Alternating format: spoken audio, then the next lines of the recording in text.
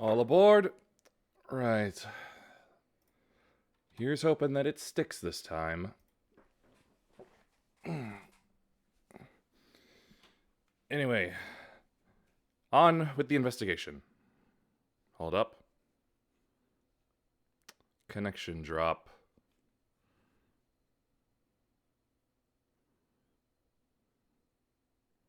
There we go.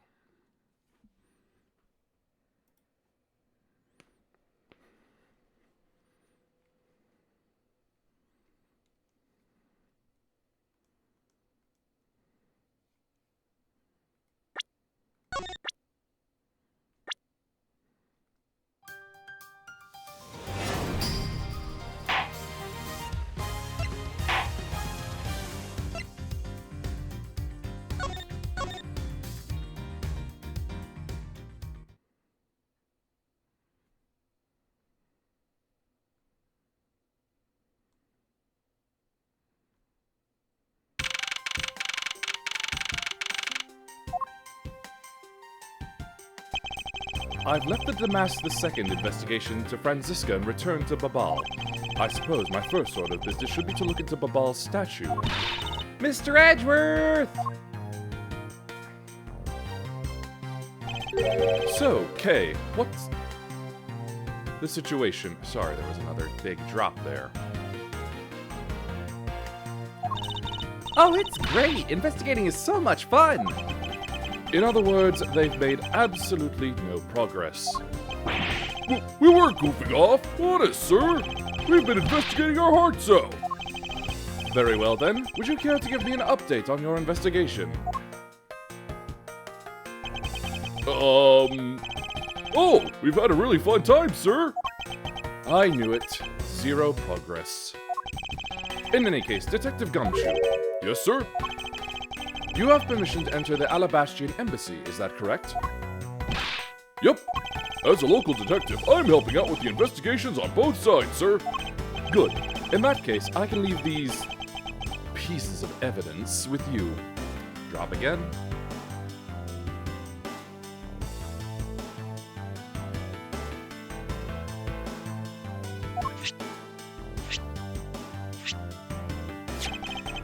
They belong to the lady under the pink princess's mask.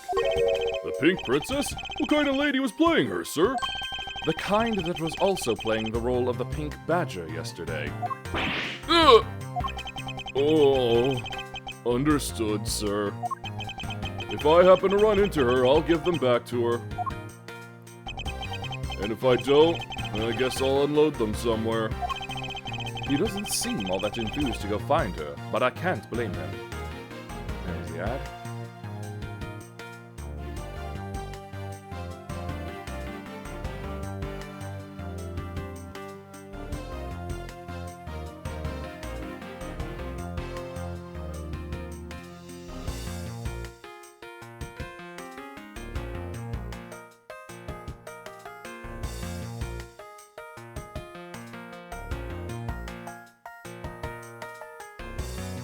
Right. Now then, I don't believe I'll be needing this anymore either. What? Are you really going to throw that autograph away? Yes, because that steel samurai was a fake. Wait, what? What do you mean by fake? Now then, I believe it's time for a little housekeeping.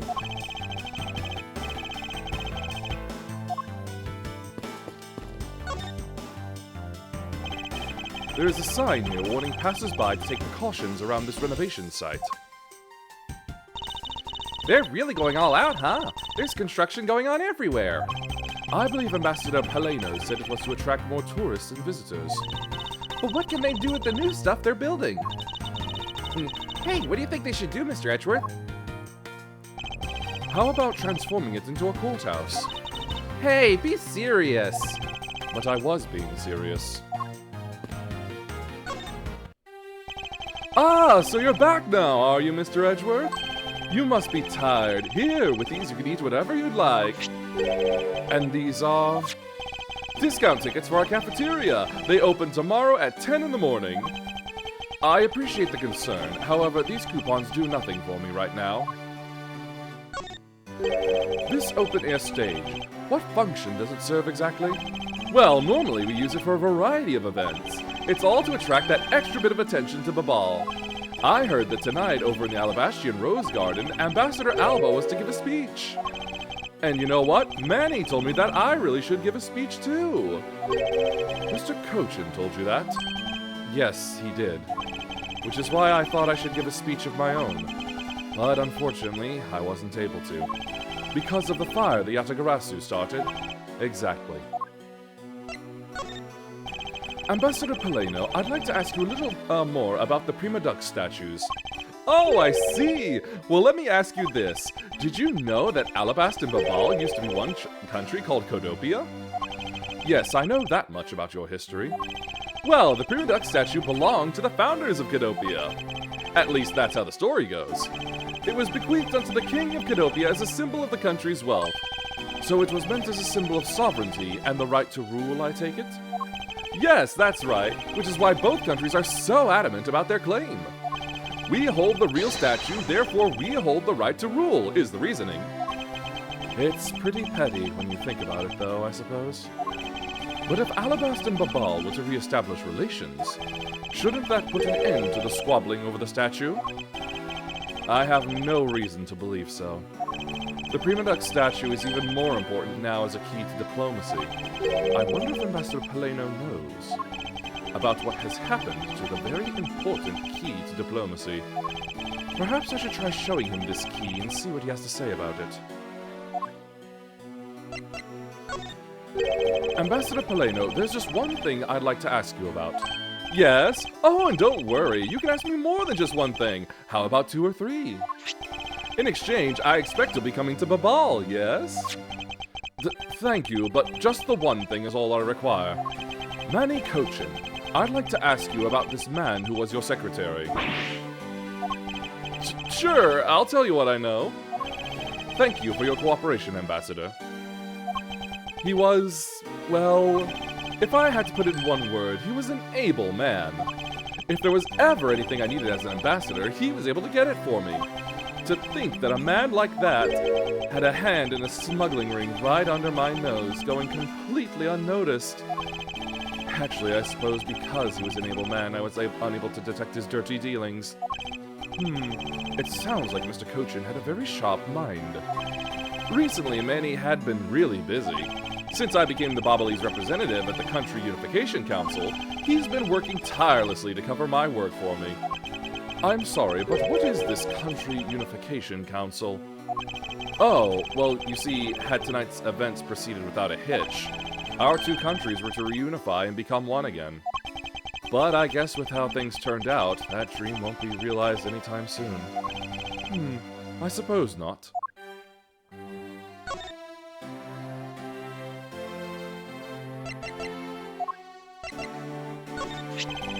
Ambassador Paleno, if you could please take a look at this for me. The Prima Duck statue sitting in Alabast right now actually belongs to Babal. So it would appear.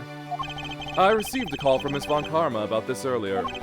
Then you will understand why I wish to inspect Babal's Prima Duck statue immediately. Because the statue currently in your country's possession... Yes, well, I've already inspected it myself. And it is definitely Alabast's statue. I know, because it's the real statue. Then you're saying that Babal's was a replica? I'm embarrassed to say it's true, even though I knew that someday it would be exposed. I received my orders from the leaders of Babal, and I was to negotiate with Ambassador Alba at this event. I was to negotiate with him and fix the results of the evaluation tonight, to say that we could not determine which statue was the real one. Hold it! Why are you telling me this? Well, because you already figured it out. Our statue is just a hollow gold shell. Even if Babal were to lose face, the reunification of the country is what's important. I'm right in thinking that, aren't I? I'm not making a mistake, right? If you don't know yourself, then I won't pretend to know either. I never thought that by being betrayed by my own secretary, the real symbol of wealth would be given to me. Isn't it simply ironic?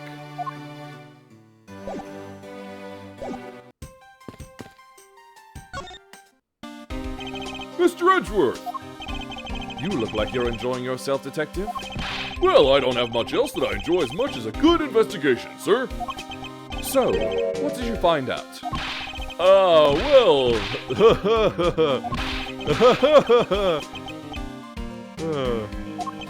I take it he has found nothing of any particular use, as usual. Hey, Mr. Edgeworth, I got something really interesting from Ambassador Polano. Oh, and what is this something interesting? This, sir. Wow, that's so pretty! I'm so jealous. That's a real treasure there. Why does the flame burn green, Detective? So apparently, if you burn the special white crystal oil that they only make in Babal, it burns this green color, sir. Interesting. So it's a special property of the oil. I suppose this is a ploy to force people to visit Babal should the oil run out. Hey, Gummy, what about these silhouettes? They stuck some cutouts on the outside of the lantern so it'd project the images. Oh, silhouettes, huh? They are rather pretty, aren't they? Wait, what am I doing? I was supposed to be asking for an update on the investigation. Hey, what's wrong, sir? There's something I want you to investigate for me. Do you think you can do that much? Uh-huh. You got it, sir. Hey, that's not fair. Why is Gummy getting to do all the fun stuff? Well, that's because I'm Mr. Edgeworth's partner. Ah! I can't believe you took advantage of the confusion and stole my role as assistant. I expect the two of you to get along and work together like professionals on this. Hey, where are you going? Are you heading back to Alabast? Yes, but before I do, I suppose I should give you a summary of what's happened. Oh, I see. So there's been a murder in both countries using an object from the other country? That's the gist of it. Babal is just as strict as Alabast in their inspection of the people and things that enter their country, meaning that somehow both murder weapons were smuggled into the two countries. That's the only logical conclusion that can be drawn. Perhaps the key to the weapon smuggling is the person who traversed both countries. You mean the fake Yatagarasu? In one way or another, the Yatagarasu is connected. Of this, I am sure.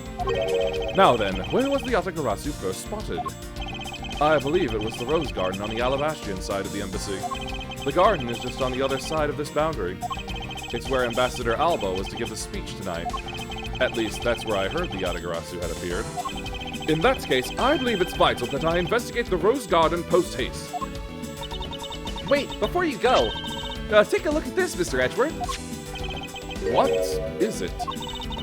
My guess is that it's a guitar pick. I picked it up just now over there. Do you think it'll be of any use? There is a little water on it, but how did the water get on it? It doesn't look like there's anything it could get wet from around here. I was thinking, they have concerts here at this open-air stage from time to time, right? Alright, I'll find its owner later. Oh, yeah, there's one more thing. Mr. Edgeworth, would you be willing to hold on to this? What is this? It's misused perfume. It's the bottle that that woman left behind and that I found 7 years ago. I thought that one day it'd be of some use in tracking her down. So I kept it safe all this time. Thank you. I'd be honored to hold on to it for you.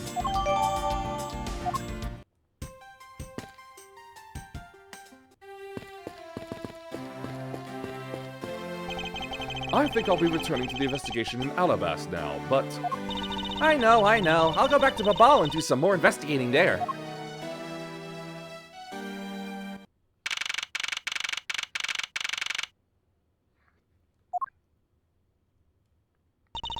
I see you're back, Miles Edgeworth. How are things in Babal? Although I can't really say I expect much from Scruffy and that girl. The investigation into Manny Kochin's death hasn't really progressed any. However, the investigation into the Yatagarasu has. Ah, yes, the Yatagarasu. Even now I find it hard to believe. A person who can freely traverse between the two countries at will? Preposterous. Well, that's what I came here to investigate. I heard that this is where witnesses claim to have seen the Yatagarasu. That's correct. Ambassador Alba was to give a speech tonight here in Alabast. And that's when the Yatagarasu appeared. The shadow of the mysterious thief appeared, and just as suddenly, it vanished. After that, there was the fire at the Ablaze embassy that the Yatagarasu started. I vow that not a single feather from the Yatagarasu shall escape my diligence.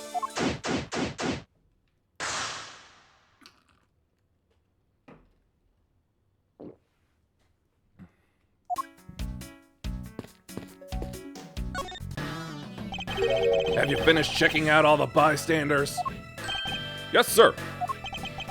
And we found 14 counts of pickpocketing, 16 counts of illegal parking, and 1 person ran a light, sir. Don't tell me you didn't find out anything related to the case. Sir, not a single thing, sir. Well, for now, let's just get those other lawbreakers down to the precinct. Agent Lang. Well, if it isn't Mr. Prosecutor. I would just like to thank you for your assistance earlier. Make no mistake, it's not like I was trying to help you with what I did. After I left, did you receive word from Ambassador Alba? We're to wrap up our bodyguard assignment at the end of today. Oddly enough, we received word from HQ to return home on an urgent matter. Heh, as if I could be so easily called away from this case after I've come this far. I swear that I'll find the truth and drag it out screaming into the light. You're with me on that, right, Mr. Prosecutor? You were working as Ambassador Alba's bodyguard at the time, so naturally, you witnessed when the Yatagarasu appeared, correct? Yeah, I saw the thief all right, with my own 2 eyes.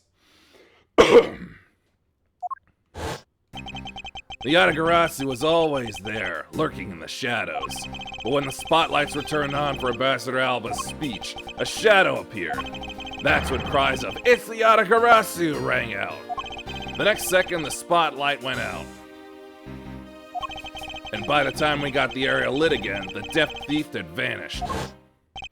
When we investigated afterwards, we found that the reason the lights went out was because someone had unplugged the extension plug for all the outdoor electronics. Whether it was someone doing it on purpose, or simply a guest who had tripped over it, we don't know. But one thing is for certain. The Yatagarasu was here! So you're saying that basically all you saw was the thief's silhouette? Yes. Objection! If all you saw was a shadow, then it's entirely possible that the shadow belonged to someone else. Ha! Good thinking, sis. You just might be right. If it weren't for the fact that there was no one else with that same shape. Not among the staff or the audience members. My men have already done a thorough check of everyone, so I know I'm right. Someone else's shadow? That sounds like a plausible hypothesis.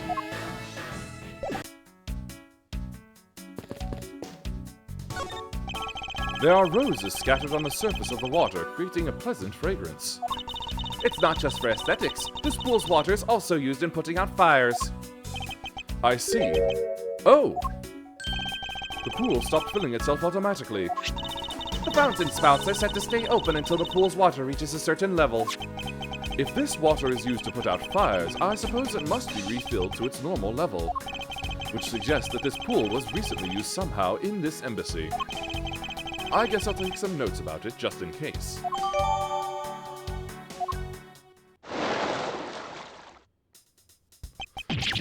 No! How dare you surprise me like that? I'm sorry! Oh, hey, Edgy. Thanks for what you did back there. Your gratitude alone is enough. More importantly, Larry, this pool is not for your personal enjoyment. I know that! You really think that I'm the type to just jump into a pool and swim around for fun? Objection! Alright then, did you by chance fall into the pool? Nice guess, but no dice. So, you know my son, right, Edgy? Your son? I guess I kinda lost sight of him when I shook hands with the ambassador. And I'm pretty sure he was around here when I last saw him! You imbecile! How can you be so flippant at a time like this? What are you going to do if your son fell into the pool? And how old is this child of yours anyway? Huh? Oh, how old is he again? Hold it! Larry, this is the first I've heard of a son. Who exactly is the mother? The mother? Oh, that chick, the pink princess. The Pink Princess? Hold it! Miss Von Karma, I was a bit confused by this man's words for a bit there. However, I believe that what he is looking for is the doll of the Iron Infant. Yup, because I'm the Steel Samurai through and through, heart and soul. And the Iron Infant is my cute little son. You have given a whole new meaning to the phrase as an astounding fool. Larry, we have not seen hide nor hair of the Iron Infant, but rest assured that if we should find him, we'll let you know. Now get out of there. Sounds good. In that case, I'll go search over there. Hey, wait! Well, it's not as if he'll get very far swimming around in that pool. And though he's unrelated to the murders, he sure knows how to cause a lot of trouble.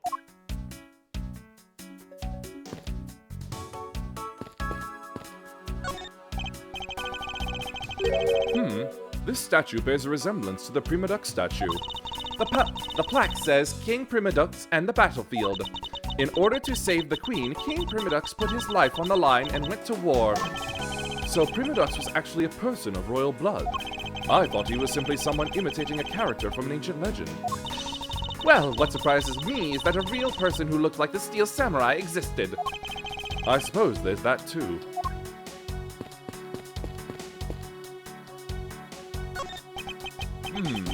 A statue of a woman. I wonder if the lady is pouring water. It says that it's a statue of the queen who spoke of love to King Primadux. Well, Miles Edgeworth, it seems that you are lousy at reading a woman's heart. I opened my mouth about a statue and she somehow made the leap to that? The suddenly appearing and disappearing shadow of the Yatagarasu. I believe I've figured out its true origin. I expected no less from my subordinate. Now let's hear what you know on the subject. What really cast the shadow of the Yatagarasu?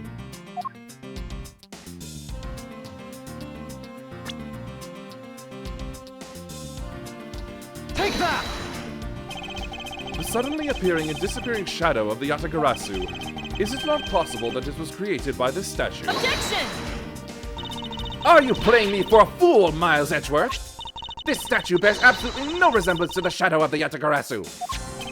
You are correct. However, this statue is but one part of the whole picture. What do you mean by only one part? What is the other part of the real form of the Yatagarasu shadow? Take that! It's another statue? The Yatagarasu shadow was made from the shadows of these two statues. Made? What do you mean by that? Right now, the spotlights are all over the place. This is because as they were moved when the guests were in a panicked state. However, if we were to restore the lights to where they were when the thief appeared, you believe that the two shadows will create the Yatagarasu shadow? Precisely. Now then, watch as I reveal the true form of the Yatagarasu. First, if we set up a spotlight to cast a shadow of King Primadux and the battlefield, the shadow of the king statue would appear on the backdrop of the stage. Likewise, if we set a light up on the queen who spoke of love to King Primadux, her silhouette would also appear on the backdrop to the stage. Aha! So if we were to combine the two shadows... It looks nothing like the Yatagarasu shadow! Miles Edgeworth, how do you explain this grotesque shape? Calm down, Franziska! The way the light needs to be shown on the queen's statue is wrong. What do you mean by that? I believe that the whole of the king's shadow needs to be used for this to work. However, in the case of the queen, I don't believe her whole shadow is needed. Rather, the person who created the shadow only used one part of her shadow. Only one part? Yes, and that one part alone is enough to fill in the rest of the Yatagarasu shadow. Why didn't you say that in the first place? You're right. I apologize. Now, what part of the queen's statue was used to complete the Yatagarasu shadow? Take that! Think back to what is missing in our shadow. 5 long, thin areas, correct? Now, what does that remind you of? Ah! That's right, it can only be the shadow of the Queen's left hand. Franziska, can we please adjust the spotlight's position so that it only shines on the Queen's left hand? Alright, let's give it a try and see what we get. It's... Yeah, this is exactly like the shadow I saw. The culprit must have changed the spotlight's positioning beforehand, and then pulled the plug after people saw what the culprit wanted them to see. In their panic, the guests must have moved the spotlights around, which we can assume was also part of the culprit's plan. By the time the lights came back on, the Yatagarasu shadow had vanished, which means that the shadow was a construct from the very beginning. So you see, the Yatagarasu never did visit Ablaze tonight. The only country that they visited was Babal, although it can be assumed that the Yatagarasu had an accomplice in Ablaze. An accomplice? But who? I haven't figured that out yet, but I assume it was the person who set up the shadow show. I sense that the biggest clue yet to solving this case is the existence of this accomplice.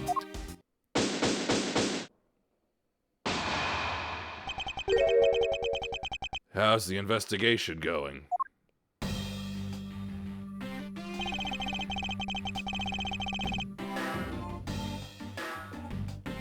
Detective Bad, have you come to join us in investigating the Yatagarasu? I've left the murder in Agent Lang's charge. And my only target from the very beginning is the Yatagarasu. So yes. So, what have you found out? I got a piece of evidence. May I see it? Sure, but you might regret it. We're here because we are ready to face whatever may come. So if you please. When people heard the commotion, bystanders started gathering. And one woman claimed, "I'm telling you, I'm a genuine international journalist." She gave me an interesting picture. A journalist? Well, actually, she's a freelance cameraman. This is the photo I got from her. What in the world? The Yatagarasu is flying through the air! The times, they are changing. It's not just man, but evidence. Even they lie to us now. When was this photo taken? Apparently, right after the fires, on the 4th and 5th floors were put out. It was taken from a nearby building that you could see the embassy from. I see. So this was taken after the fire. The blur in this picture took off from the Ablaze embassy, flew over the boundary, and headed for the embassy of Ablaze. Objection! This is simply not possible. People are incapable of flight. Is that a fact? I've had the pleasure of dealing with a case involving a flying person once. Actually, come to think of it, I've come across a case like that as well. 2, actually. Maybe it happens more often than we think. Am I up to the task of solving the mystery behind this photograph? Well, the Yatagarasu took off from the Ablaze embassy, so I should start from there. Franziska, I need to return to the Babal investigation for a bit. All right. I'll continue investigating on this side of the building. All right, I'm counting on you. Welcome back, Mr. Edgeworth. Now come on, let's get back to our investigation. Yes, let's.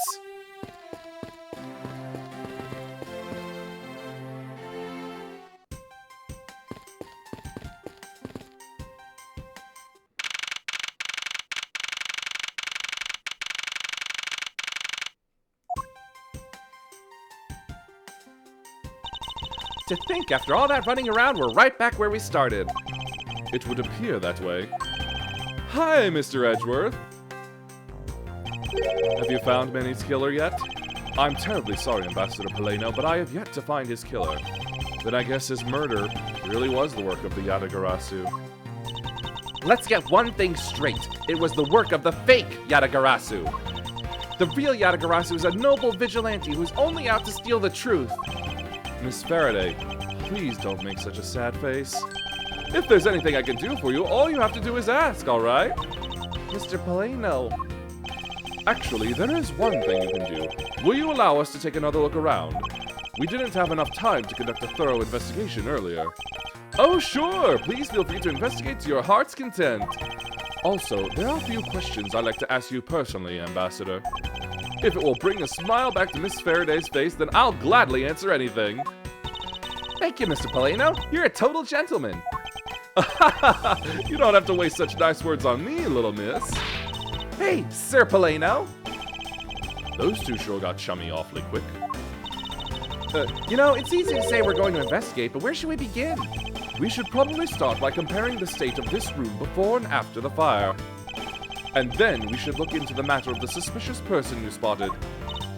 Yeah, when I came into this room, that person was already gone. But I'm willing to bet that the person I was chasing is Mr. Cochin's killer. We don't know that yet. However, it's hard to believe that person is unrelated. Furthermore, because the key the Yatagarasu stole 7 years ago was found here, it signals that perhaps Miss Yu is also somehow involved. I knew it! That woman is almost definitely Mr. Cochin's killer. Yet again, we don't know that. There are too many mysteries to be solved here. Speaking of the Yatagarasu and mysteries, I received the most mysterious photo from Detective Bad. Uncle Bad? He's taking part in the investigation too? Yes, he has been chasing after the Yatagarasu for all these years. Uncle Bad. Now then, I was told that this photo was taken just after the fire. What? This kind of looks like the person in the long coat I was chasing. Does this mean that I was chasing the fake Yatagarasu after all? I don't know the answer to your question, but I don't think people can fly either. But this could be how that person escaped. Well, we'll need to investigate a bit more before we can say anything about that. In any case, let's not dawdle anymore and pick up our investigation where we left off.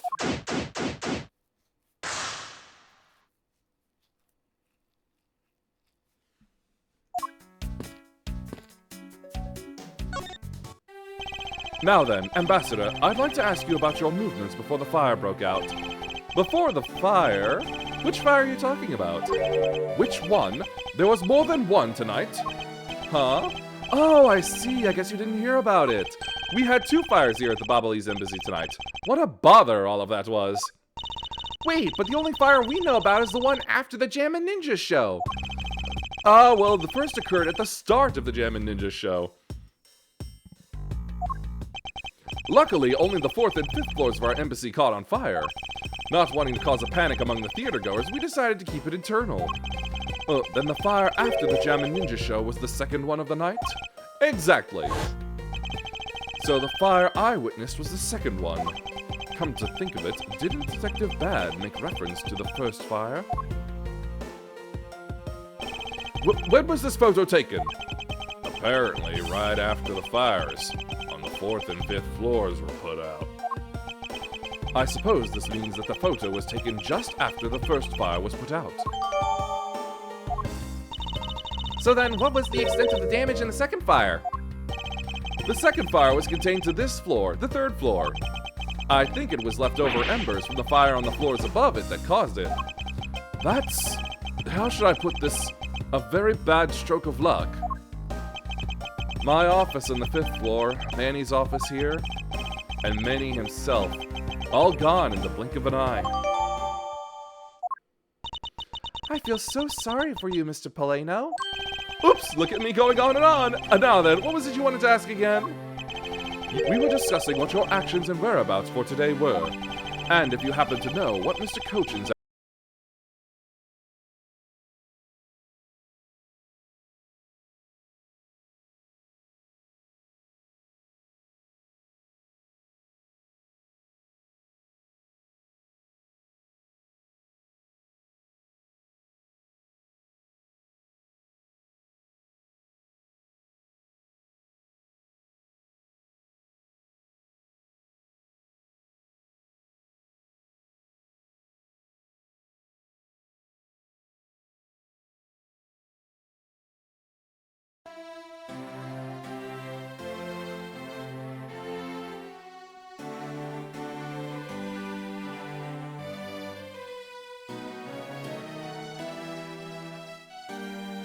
moment.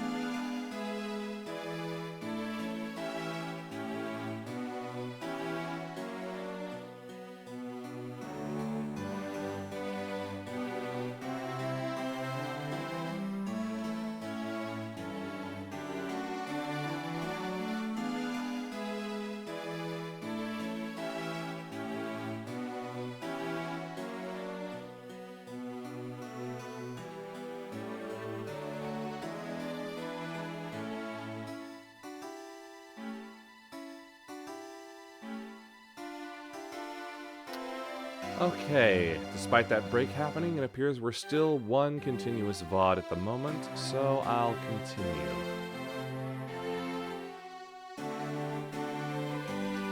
Though I'm extremely disappointed that it happened. But Manny and I wanted to turn it into a photo op, so we were here tidying up his office. You helped clean Mr. Cochin's office. Why were you not cleaning your own? Oh, I think I forgot to mention this, but my office is currently undergoing renovations. Which is why both the Primalux statue and the Bobbly's knife set are down here. I see. Oh, but the tidying didn't take much, really. We just burned some files we no longer needed and expired coupons in the fireplace. I bet cleaning up the fireplace must have been a real pain, though, huh? Ah, about that. I kind of forgot to clean the ashes out. I guess I'm up a creek without Manny here to get angry at me. Hold it! An ambassador like yourself has been on the receiving end of a secretary's anger. Oh, he was very good at being very mad. Why, even just this morning he got mad at me. I spilled some Bobbly's ink onto the back wall when I was burning the files, you see. And he got mad at me, saying that I should treat the ink with more respect. Talk about the boss getting bossed around.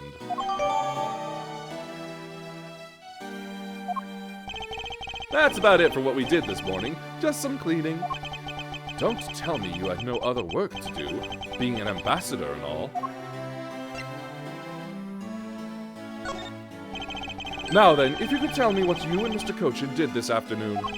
Well, Manny and I went down together to the Theatrum Neutralis. We had to be there for the start of the Steel Samurai stage show.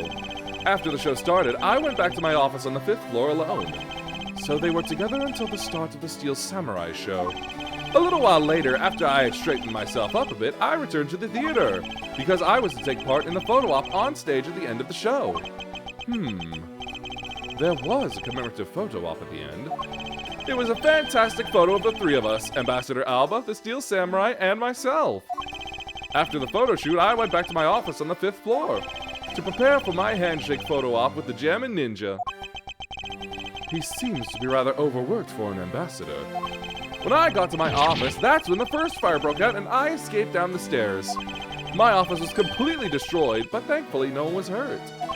I admit I ran away from the first fire as fast as my legs could carry me.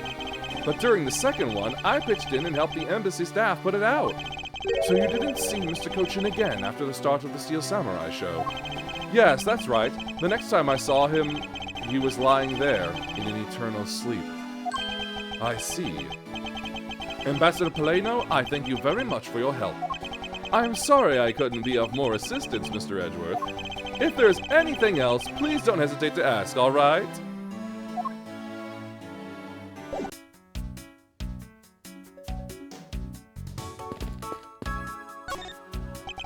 It appears that this area was heavily damaged by the fire. Yeah, I guess we should hurry up and get started examining everything.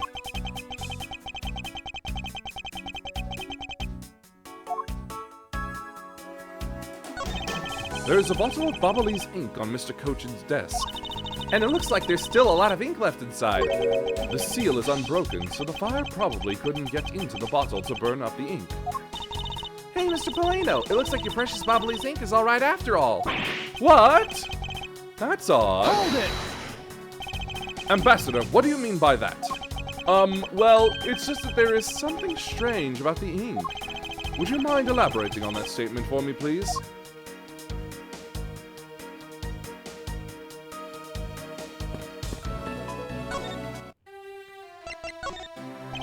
I wonder if you might tell me what you noticed about Mr. Cochin's bottle of ink? I just thought of it right now, but during the second fire, Manny was worried about his office, so he came rushing back to it. I called out to him, and when I received no reply, I used my spare key to open the door. But when I did, I was greeted by roaring green flames. The flames were so big that I wasn't able to see into the room at all. Hold it! The fire was green? What was the cause? Well, white crystal oil burns green when it's lit, as you can see by this lantern. And Bobbly's ink is made from the same oil, which means it would also burn green.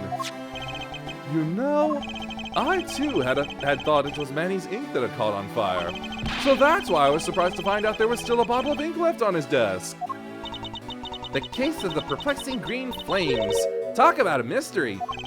What exactly was it that caught on fire in here?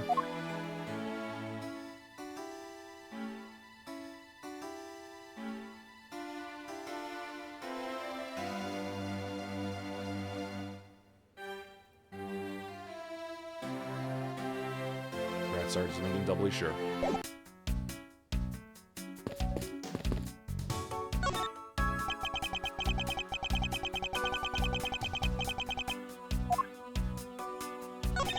It would appear that this desk also fell victim to the fire. But it doesn't look too damaged. Ooh, I think we can rifle through this drawer a bit. I suppose we really should take a look.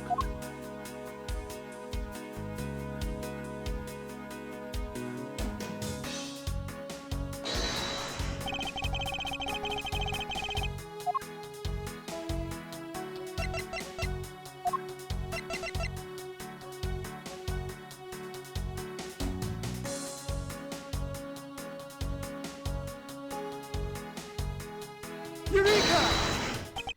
The shape of this notepad matches the shape of this note we found. Hey, you're right. What is it? It looks like something straight out of Monument Valley. Ah, yes, that notepad is a souvenir from somewhere in your country. We've been collecting them for the purpose of studying them, you see. Yes, I do. You do seem to be quite passionate about it. Oh, would you like to see my souvenir collection? I'd love to show it to you. Are you sure they haven't been burnt to a crisp by the fires? Ambassador Paleno, I wonder if you might recognize the handwriting on this note. This looks like Manny's handwriting. I see. In that case... Oh, ooh, did you figure something out? This note was found in Ablaze. Specifically, it was found being firmly grasped by the murdered Damask II. Damask II? Then this note... Yes, it was a request from Mr. Cochin for Damask II to steal the Prima Duck statue. What? Manny tried to steal Alabast's Prima Duck statue? We would know for sure if we could run a handwriting analysis. Ambassador, do you have any documents that were handwritten by Mr. Cochin? Yes, I can gather a few and give them to you. I'll have to ask Detective Gumshoe later to run the analysis. I can't believe that Manny would even think of doing something like this. Do you have any idea as to why he would have requested the theft of the statue? There is one possibility, but mind you, it's just my personal speculation. Anything you can tell me would be of great help, Ambassador.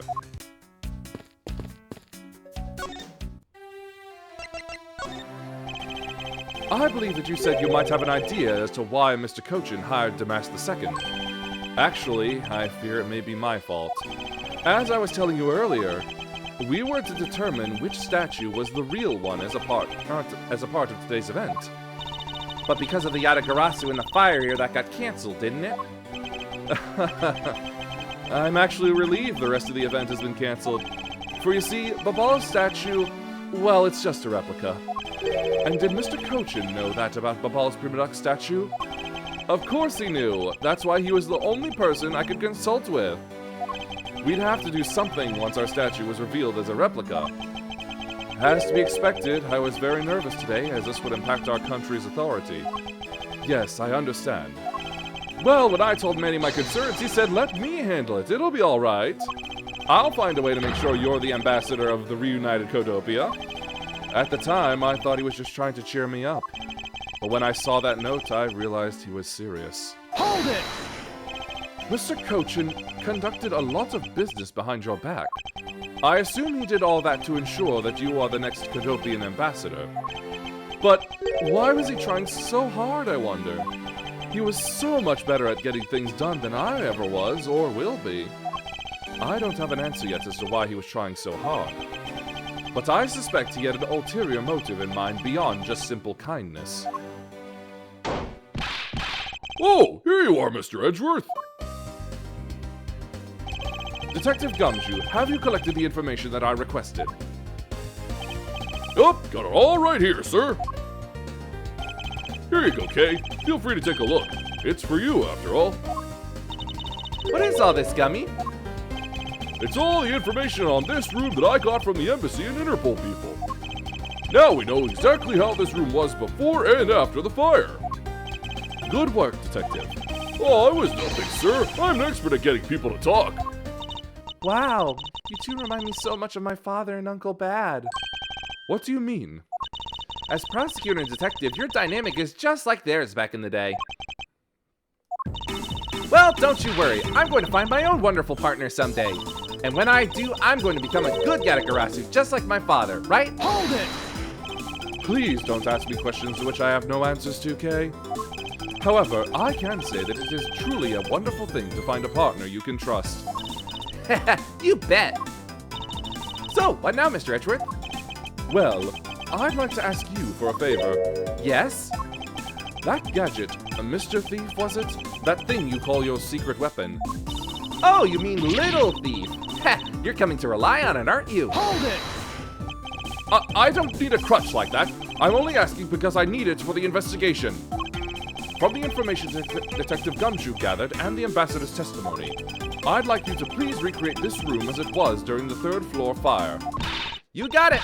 All right, here we go. Dark skies of evening, when no other bird dares to take wing, one alone remains all-seeing. Now witness the true power of a real modern-day Robin Hood.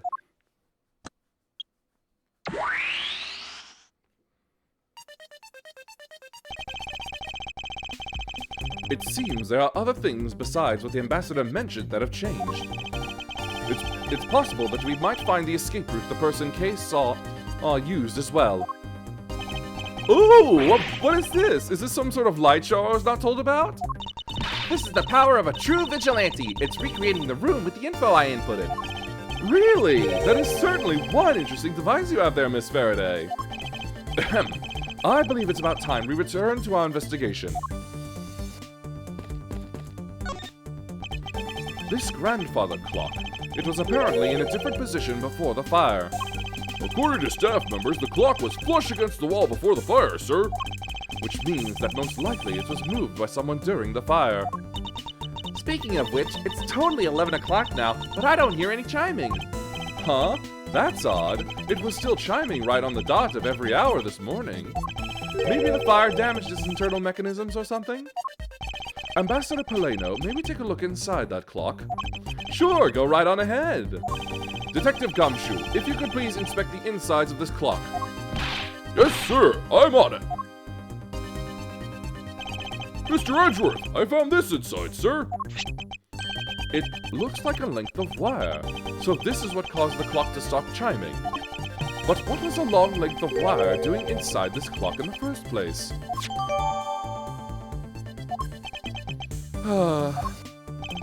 Why would someone do this to such a valuable clock?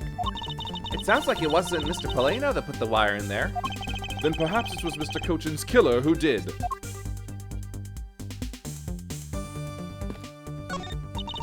It looks like one of the Bobbly's knives was already missing before the fire began.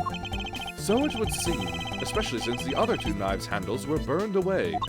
The remaining handles were swapped out with the handle from the real murder weapon.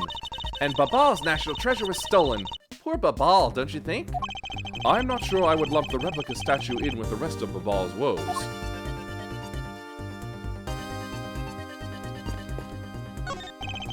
These must have been the large green flames Ambassador Paleno saw.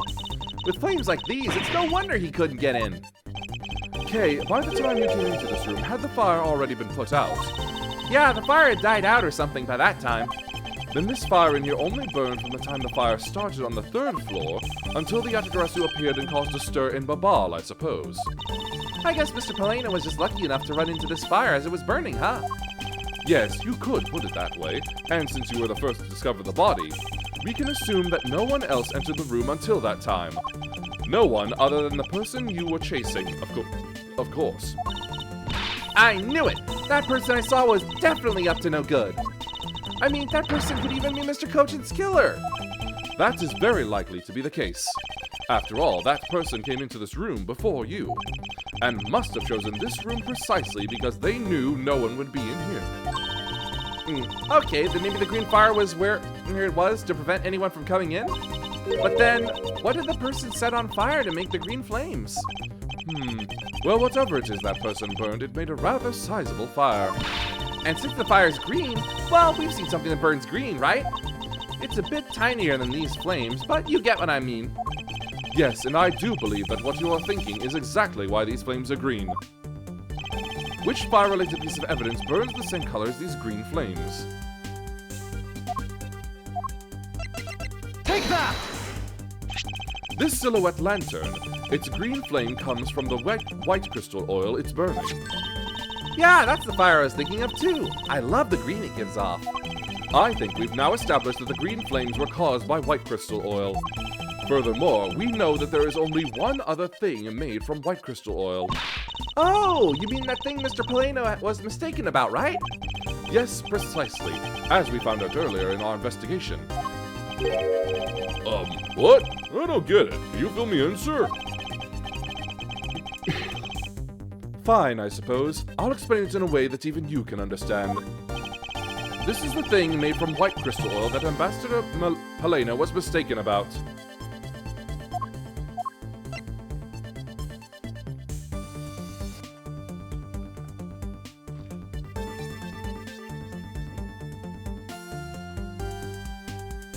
Take that!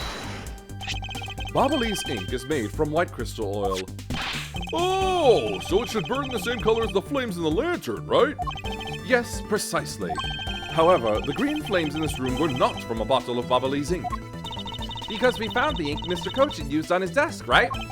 Yes, however, we know that Mr. Cochin was smuggling the ink in massive quantities.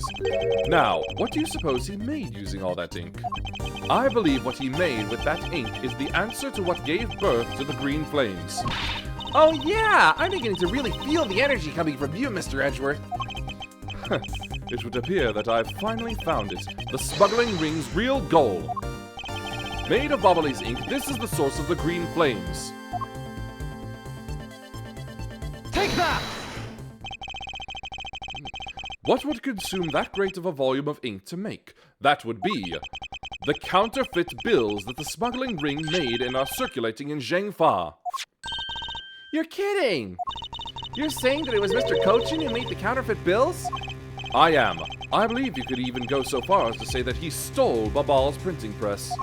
Ambassador, Mr. Cochin had permission to freely use the printing press, correct? Why, yes, and I do remember seeing him use it in the middle of the night. But never did I think he was using it for such a foul deed! Ambassador, because of your secretary's crimes, you will need to be investigated as well. Ah, yes, I suppose so. We've caused a bit of trouble for a few countries, haven't we? It's my duty to search out all who shielded Mr. Cochin and concealed his crime. For they are the ones who started the fire in order to destroy the evidence.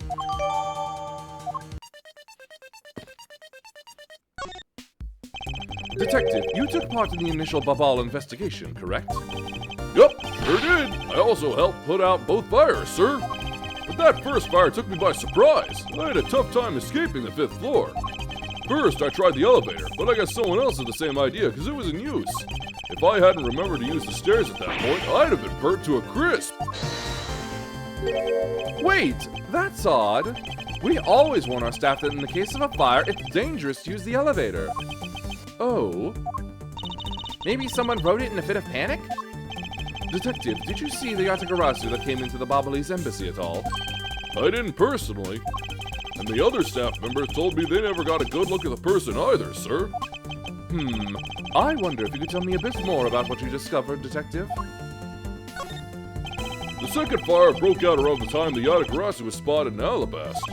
That's also when a suspicious person was spotted in Babal, which caused some panic. Hold it! So no one was able to get a good look at this Yatagarasu that entered Babal? Yeah, all they saw was a mysterious person wearing a long coat. But that's not enough to make a positive ID, you know?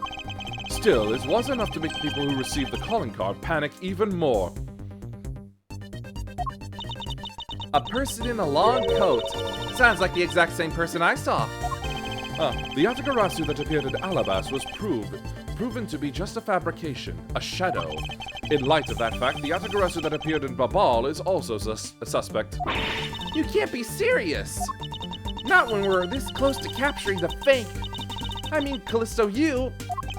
So the Yatagarasu appeared, caused mass confusion, killed Mr. Cochin, then disappeared.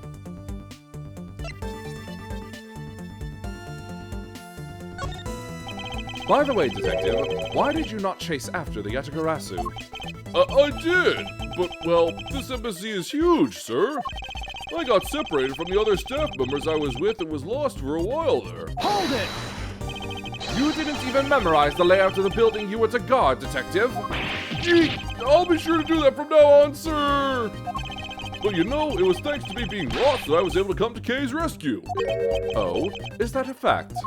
Yeah, it was when I was lost and wandering around in the third floor hallways, sir. When I heard a scream, I headed towards it right away. Oh, that's probably from when I found Mr. Cochin's body. Yeah, I thought it sounded like her, so I got real worried and ran as fast as I could. And it was thanks to Gummy that Miss Sheena wasn't able to take me away. He covered for me until you got here, Mr. Edgeworth. Oh, I see. So he can be useful once in a blue moon. Still, it's too bad that Agent Sheena got here before I did. I wonder where Agent Sheena was before you found her here. Well, just before I got to this room, I saw her coming out of the room next door. Agent Sheena mentioned something about chasing Yatagarasu herself earlier. Well, she apparently helped in putting out the first fire. Then, during the second fire, I heard she was busy chasing the Yatagarasu. She seems to be a very dedicated agent. You would do well to learn from her. Why are you pointing at me when you say that, sir? We've examined everything in this office, but there is one thing that bothers me. Perhaps I should ask Ambassador Palado about it. Ambassador Palado, there is something I'd like to ask you about. Yes? About this office. It appears to me to be very similar to Ambassador Alba's office. For example, the location of the fireplace and the position of the grandfather clock. Ah, that's right. You've also paid a visit to the Alabastian side of the embassy.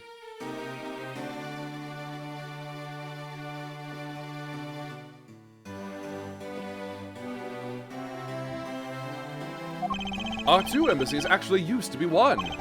Yes, I know, even the pamphlet mentioned that. Which is why the building is bilaterally symmetrical.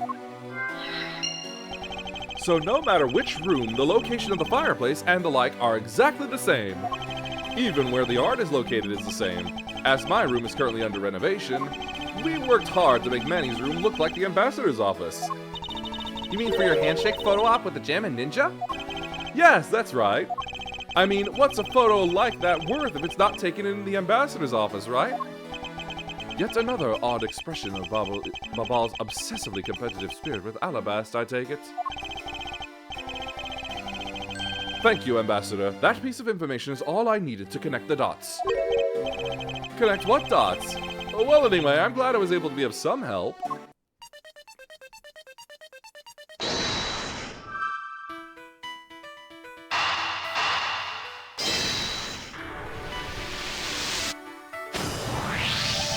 The Alabastian and Babalese sides of the building are symmetrical to each other. As we know that to be a fact, then this room's fireplace may also hide a secret passageway. A secret passageway? In Alabast, the fireplace turned out to have a revolving back wall. A revolving wall? It sounds like something out of a ninja house. Wow, there was a trick like that built into the fireplace, sir? What? This embassy holds that kind of secret? There seems to be a lot about this room that you don't know about, Ambassador. I guess it's time to pay the bill for letting Manny do so much work for me. Please, I really want to know about the real Manny and what you know about this room. What are you waiting for, Mr. Edgeworth? Let's get to the bottom of this. Agreed. And my first thought is that it's likely the killer used the revolving fireplace. It looks like just another fireplace, though, doesn't it? So how do you turn it again? In Ablaze, I had to push where the X was on the far side of the fireplace. Oh, I see an X back there, sir. Let's see what happens when I push it. Hold it! Ah! You scared me, sir! There is something about this fireplace that lies in contradiction to the facts. Huh? But we found an X where you thought there'd be one, right? We did, but that's not what I was referring to. Something is missing from this scene. What does this contradiction mean for us?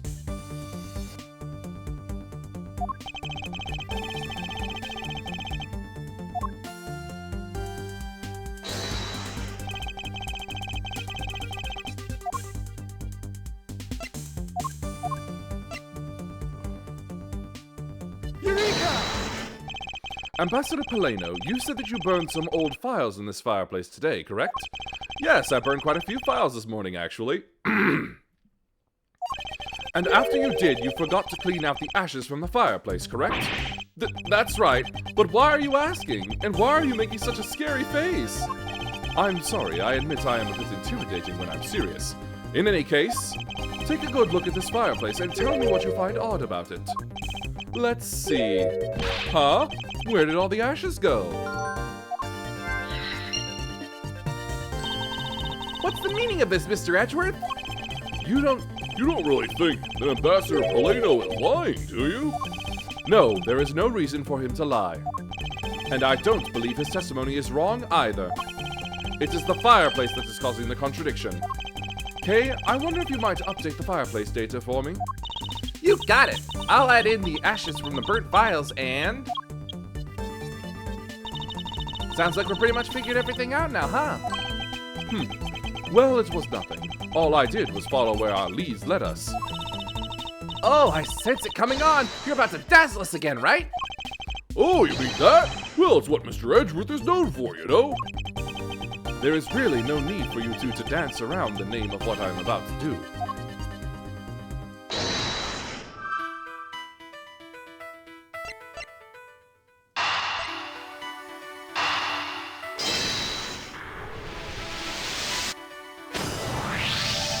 The reason as to why the ashes are missing is simple. It's not because someone cleaned them up, right? Ad break.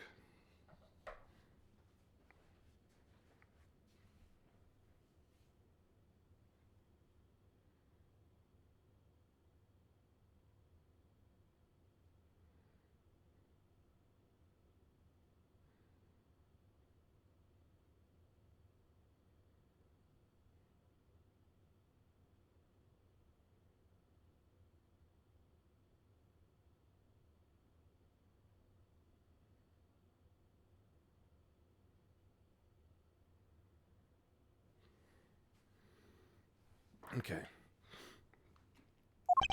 No, because even if someone did sweep them up, the fireplace is too clean for that. Ambassador Paleno said that he spilled some Bubbly's ink while he was burning the files. And yet, there is not a trace of the spilled ink on the back wall anywhere. Well then, I don't know what happened. Well, I'll tell you what happened. The two sides were switched. By using the revolving fireplace wall, the ashes were moved into the neighboring room, which means that this is a clear indication that the fireplace was used. Then you mean that person I was chasing disappeared from this room through there? Yes, I believe the person you were in pursuit of is Mr. Cochin's killer, and after committing the murder, escaped through the fireplace. Wow, Mr. Edgeworth, you figured out the killer's escape route. I have, but this is only the beginning. Now we have to chase the killer down.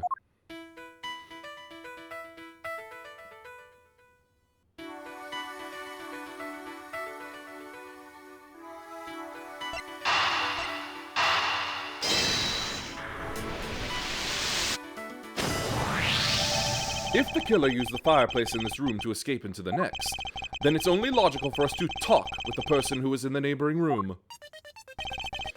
Well, the person that was in the next room was... Oh, it was that person, sir! Yes, Detective. Agent Sheena.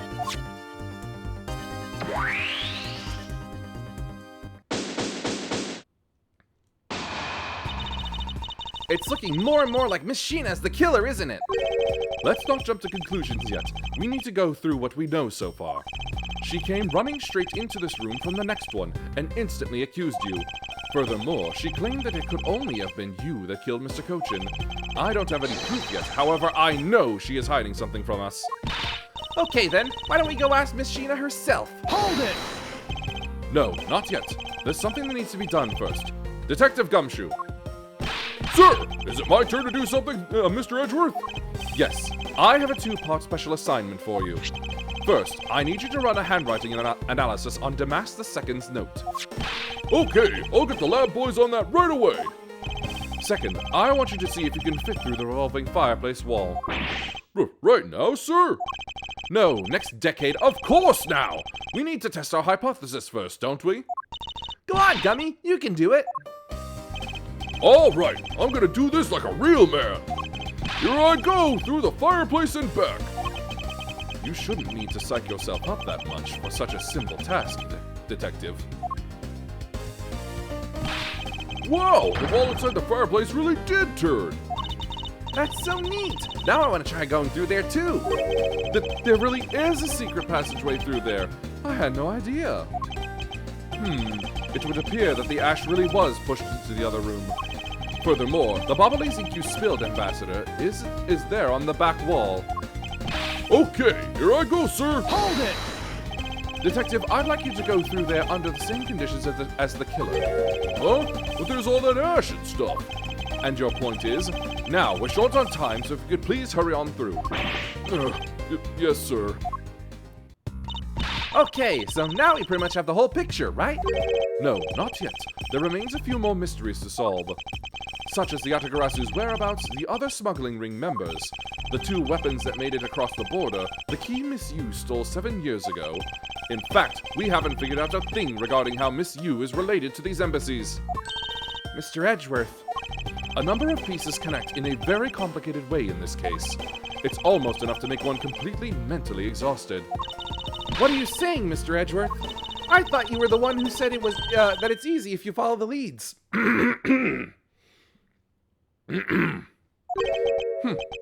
Was that supposed to be an impression of me, Kay? If it's info gathering you need, Gummy and I can help with that. Then, all you'd have to do is show off your fancy schmancy logical deductions. Show off? Does it seem like I'm being boastful when I do that? Let's not overcomplicate matters, okay, Mr. Edgeworth? We've been so focused like a laser on only what seems strange and out of place. It's no wonder nothing's clicked and we haven't unlocked anything yet. But if we think things through calmly, the answer should come to us. Kay. That's the sort of thing I say to myself. When I'm practicing how to unlock padlocks, you know? That is something that I hope practice doesn't make perfect, for your sake. Yay! Looks like you're back to your straight-laced self again. Hey, Mr. Edgeworth, I'm back, sir. Yes, I can see that. Good work, Detective. Looks like you could use that fireplace like a door, sir. Are you alright, Gummy? I'm okay. It's just a bit of ash and dust, that's all. Your jacket has gotten quite filthy. I see the hem has practically turned black. Yeah, well, quite a bit of the unburned ink got on it, sir. I see. Thank you, Detective. You did a fine job. I'll even pay the cleaning bill for the trench coat. What? Oh no, sir, I could never. This is just my old coat, sir. If it was a coat I actually cared about, then I'd get it cleaned, but, you know. I see. Very well then, as you wish. So, because Gummy was able to climb through the fireplace, we know it can be used, right? Yes, but that's not all we learned. We actually learned one other important fact. And that is? I will have to explain it to you later. Right now, we need to deal with the handwriting analysis. Detective Gumshoe.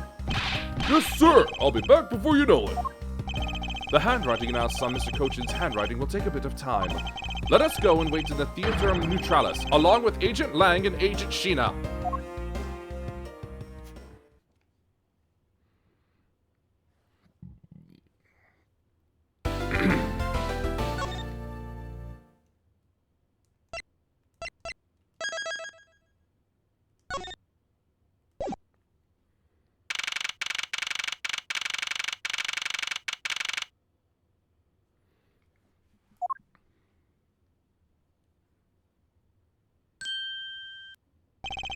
Agent Lang. Lang Z says, little cubs, never do they know the real fury of the elder wolves. These quotes are definitely becoming increasingly difficult to decipher. And what does that mean? It means that you'll never really know how angry I can get. Mr. Prosecutor, the counterfeit bills made with Ablaze ink.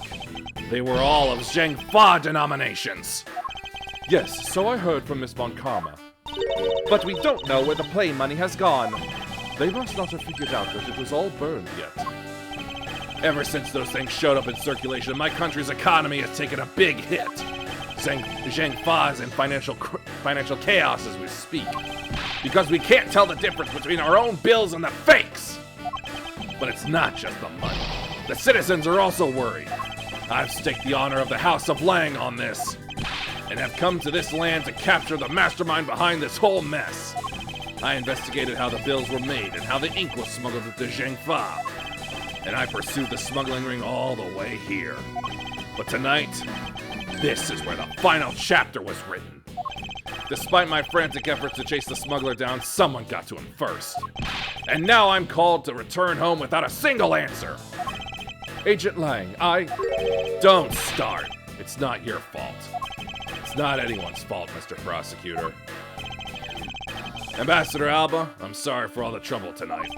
Oh, no, it is I who should apologize. It was all because I was not strong enough.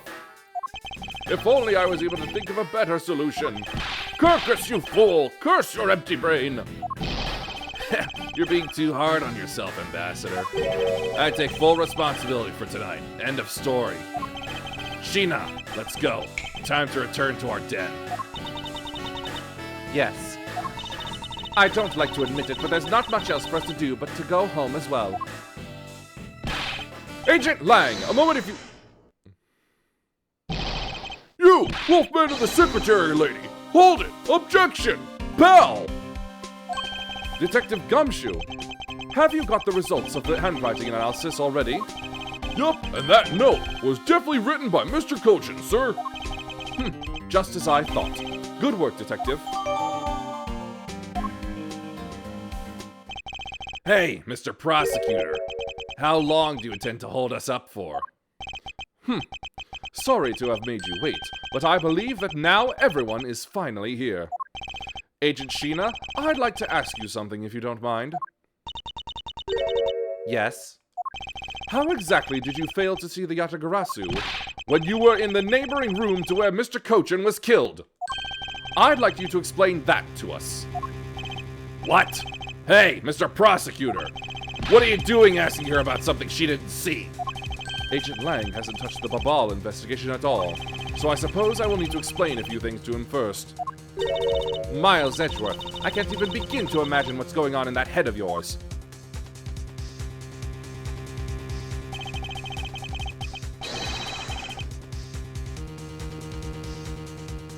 The only thing going on in my head is the pursuit of the truth. Oh, it sounds like you have some sort of plan. Very well, I'll supervise you until the end. Is she seriously going to treat me as a subordinate for the rest of the day? You're not trying to pick a fight with my subordinate on some flimsy guess, are you? I'm not trying to pick a fight, and the evidence is hardly flimsy, as you will see. Ha! I should have known that you and I are destined to fight it out to the very end. It would appear that way. Well, I'll prove her innocence. Let's see what you've got, Prosecutor Edgeworth. With pleasure. For my opening argument, I'll discuss the Yatagarasu that appeared in Babal, and establish exactly who it was that Kay saw. Agent Lang, I assume you've been briefed on Kay's testimony? You mean the suspicious person in a coat that she saw? That's right.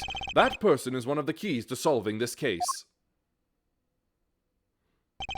The person who pretended to be the Yatagarasu. Pretended? And what do you mean by that? I'll get to that in a second, but first I want to review what Kay's mystery person did. Kay, if you could please explain for us what the person you were chasing did. Okay, you got it. I first spotted the suspicious person near the open-air stage on the Ablaze side. I called out to the person, but as soon as I did, that person ran off.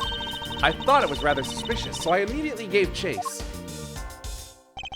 For the sake of argument, let's call the suspicious person the Yatagarasu. Now, please tell us what happened when you chased the Yatagarasu up to the 3rd floor. Can do.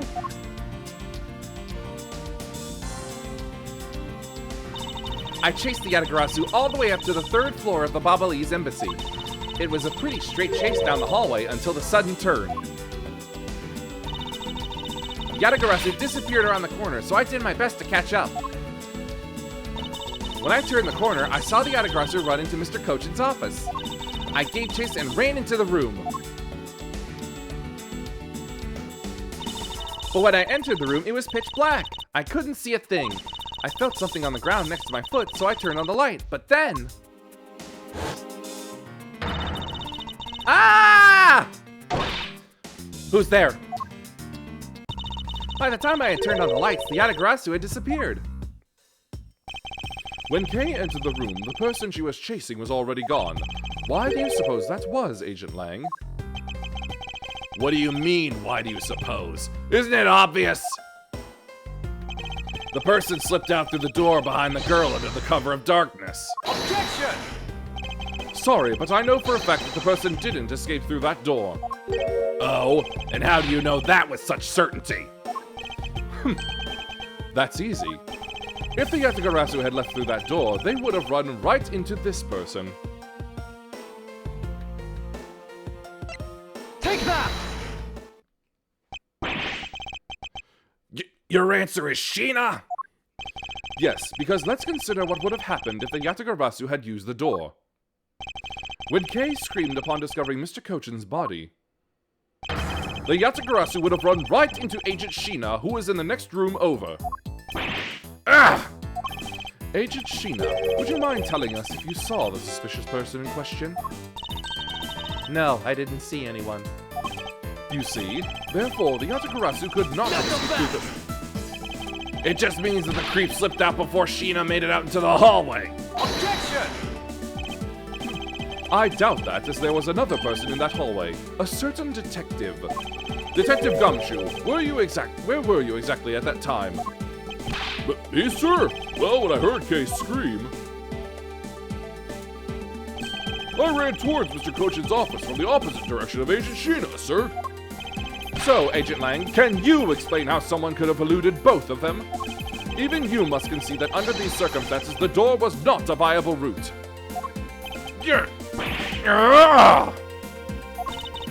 Way to go, Mr. Edgeworth! You nailed it with just an explanation of what happened. Yes, I've eliminated one of the possible escape routes from that room. But this is far from over. I need to make Agent Lang aware as well of yet another possible escape route the Yatagarasu could have taken. I get it. So that's what you were trying to show me. Hey, Mr. Prosecutor, let me guess. This is what you're trying to say, right? Connection dip.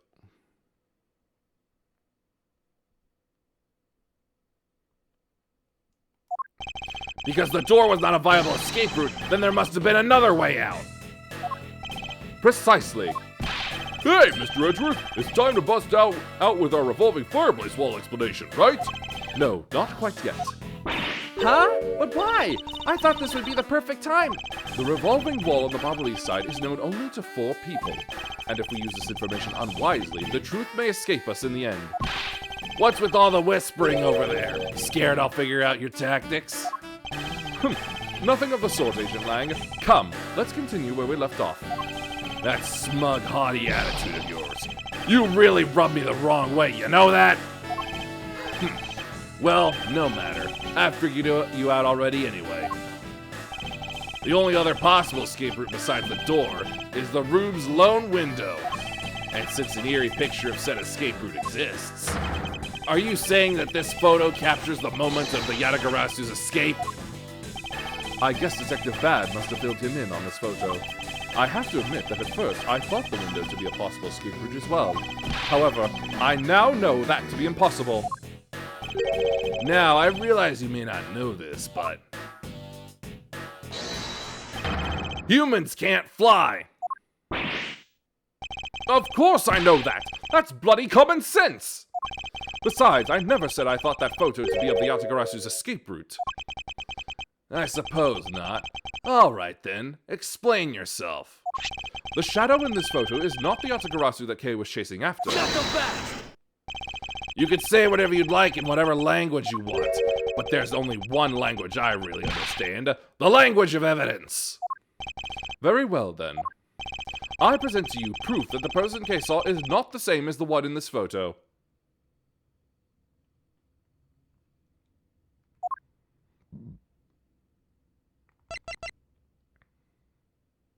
Take that!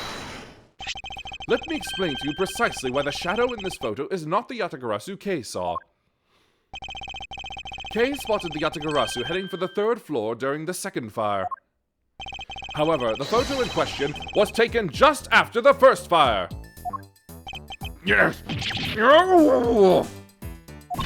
Yeah, way to go! That's twice you bit him in the butt now. Not so fast! We're not done yet. You still have to explain what that shadow is. And how the Yatagarasu escaped. I don't suppose you can answer both, can you? Regarding the photo, I admit that we don't understand what it means quite yet. Ha! As I thought. However, the Yatagarasu's escape route? Now that I can answer. You can? Well then, Mr. Prosecutor, go on. Enlighten me. Hold it! Even if I explain it to you, you'll try to find some flaw with what I have to say. You were busy heading up the Alabastian investigation, correct? In that case, I doubt you'd have much knowledge about the Ablaze side of the case. So, wouldn't it be best if the lead on that side, Agent Sheena, explained in my stead? Sheena is my subordinate. If I don't stick up for her, how can I look her in the eyes and call myself her boss?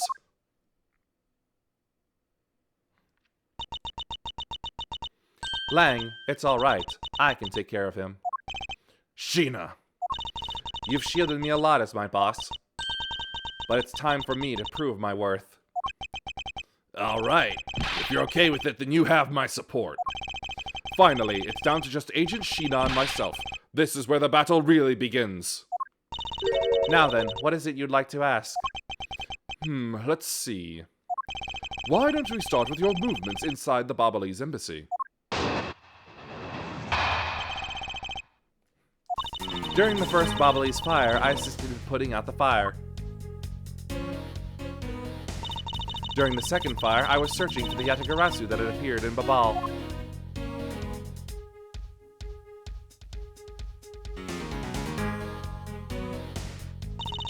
While I was searching, I heard a scream coming from the next room over. Although I was in the next room, I was unable to catch a glimpse of the Yatagarasu. To be honest, I'm actually very skeptical that the girl's Yatagarasu even exists. And that is all I have to say. But I'm not lying when I say I saw the suspicious person run into Mr. Cochin's office. Like I said earlier, I have no intention of retracting my testimony. Good. Just to confirm, did you have a partner when you were on your investigation? No, I moved alone. In that case, you have no one to corroborate your alibi. Is that correct? Not so fast! Are you calling her suspicious because she was in a room by herself? How pathetic! And it wasn't when Agent Sheena tried to arrest Kei under the same rationale? And how about when you accused Larry because he was the weapon's owner? Not that it's unexpected for that useless lump to get into such a situation. Although I suppose it's never a good idea to let mistakes go uncorrected. I will make no excuses for what I did in that situation. Then you should apologize right now for making Kei out to be the killer, pal! I'm sorry. Sheena, apologize. I'm sorry. It's really okay. I mean, I'm not under suspicion anymore. Right, Mr. Edgeworth? Well, I never doubted you. Not for 1 second. And the same goes for me. I believe in Sheena. Then let's put that to the test and see if she is really worthy of your trust. This promises to be interesting.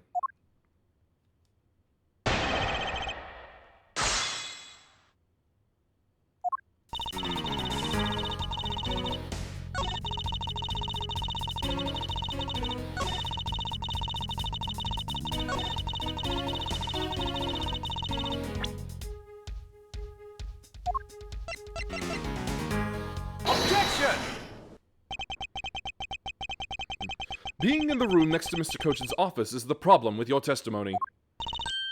Knuckle fast! Mr. Prosecutor, I don't see what problem you're talking about at all. Agent Lang, do you recall the secret we discovered about the Alabastian office fireplace? Huh? Oh, you mean how it connects the office with the room next door? What about it? Well, Alabast isn't the only country with secret connecting fireplaces. What? The fireplace in Mr. Kochin's office holds the exact same secret. What? The Yatagarasu didn't escape through the door to the room or the window. The escape route was through the revolving fireplace wall and into the next room over. Now, do you see? If the Yatagarasu had escaped into the next room, then the thief would have run straight into Agent Sheena. Meaning that it's impossible for her to have missed the Yatagarasu.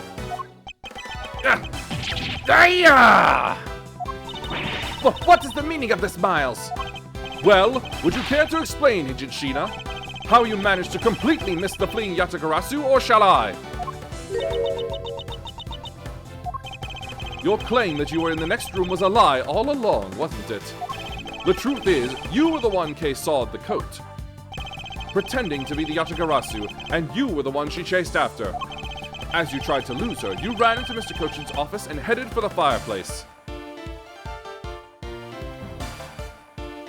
Sorry, I thought I heard something. Then you shed your coat in the next room, leaving it there to emerge as Agent Sheena. After that, you came back around to place Kay under arrest. Does that sound about right? If not, then speak now or forever hold your peace. How dare you make Kay look like the bad guy when you're the suspicious one, pal?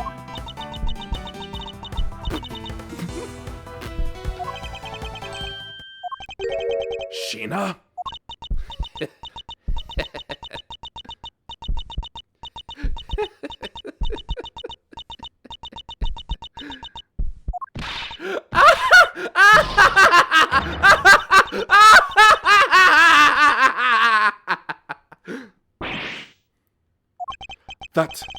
That laugh!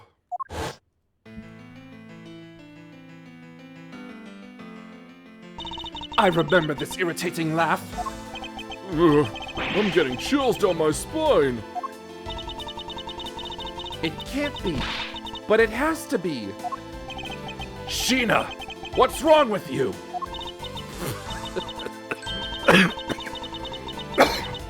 I'm sorry. It was so funny that I couldn't help but laugh. Funny, you say? Yes, that you would accuse me of being the Yatagarasu. The prosecutors of this country really are all so very strange.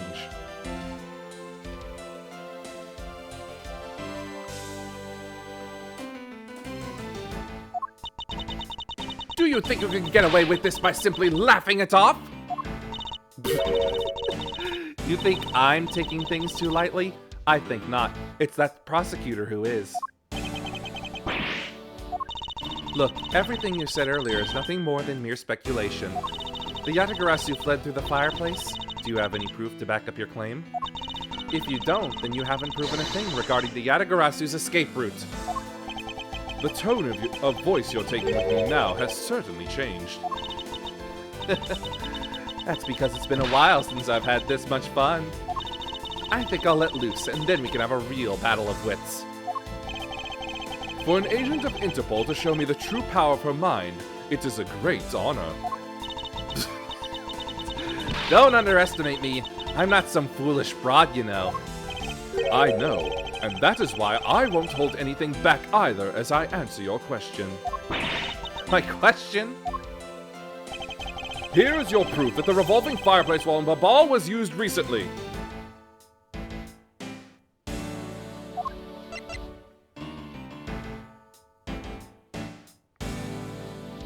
Take that!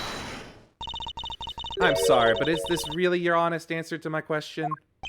Yes. According to Ambassador Paleno's testimony, he said that he was burning some documents in the fireplace with Mr. Kochin. Oh? The ashes of what they burned were left in the fireplace, so they should have been there. However, when we went to investigate the room, the ashes weren't there. Why is that a problem? Maybe someone cleaned them up? Objection!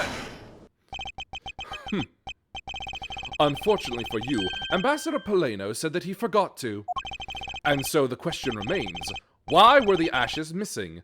The answer is simple. When the Yatagarasu went through the fireplace wall, the ashes were pushed into the next room by the wall as well. The movement of the ashes that were in Mr. Cochin's office is my proof.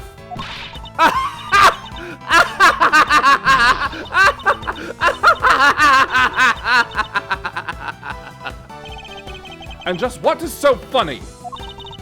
Ash as proof? Are you even allowed to submit such flaky evidence in court? You still wish to fight us? Of course. Why wouldn't I? In that case, let's hear your counter-argument. My counter-argument, huh?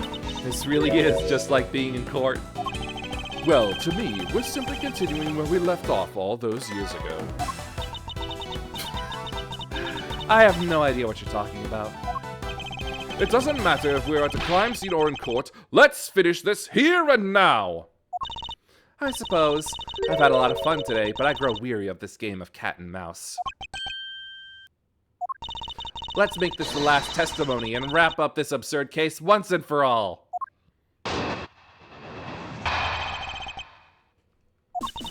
In my eyes, all you've proven is that the rotating fireplace wall was used.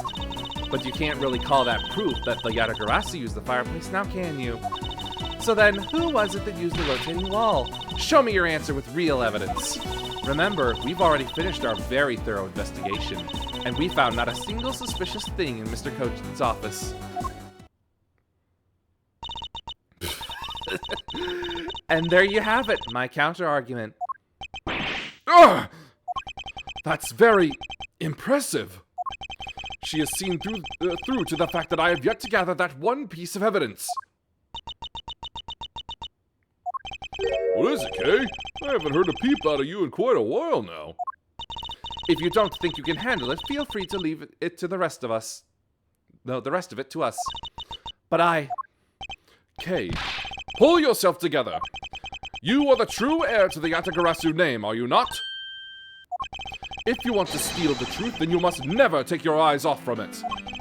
This chase you're running to catch the truth. You must see it through to the very end. Mr. Edgeworth, you're right. I will see this through to the end. So, you go get her for me, Mr. Edgeworth. With pleasure. Looks like a lack of evidence has left you wide open, doesn't it? Sheena, please, show me you're someone I can trust. Don't worry, this will be the deciding match. You'll see. I'm truly sorry, Agent Lang, but I simply can't allow her to escape me again. Very well then, Agent Sheena. Shall we begin? I'm ready whenever you are.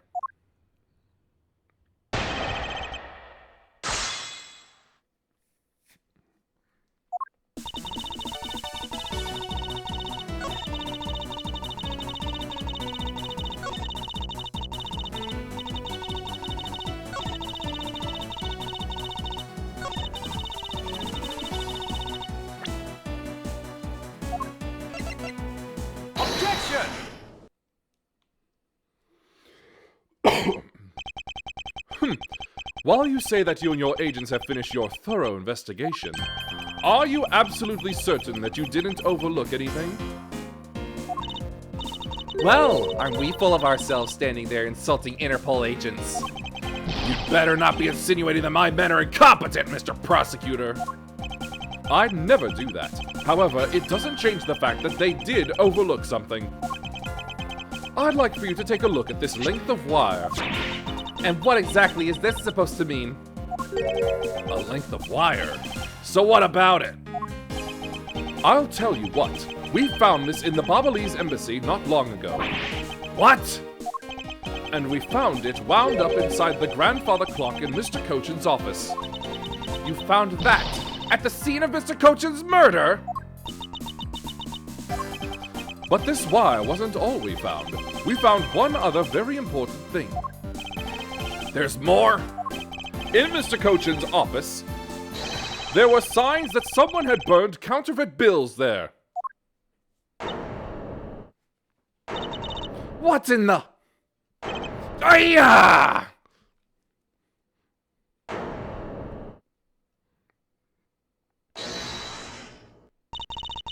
That evidence was something you found out through that girl's machine, right? So what if it was?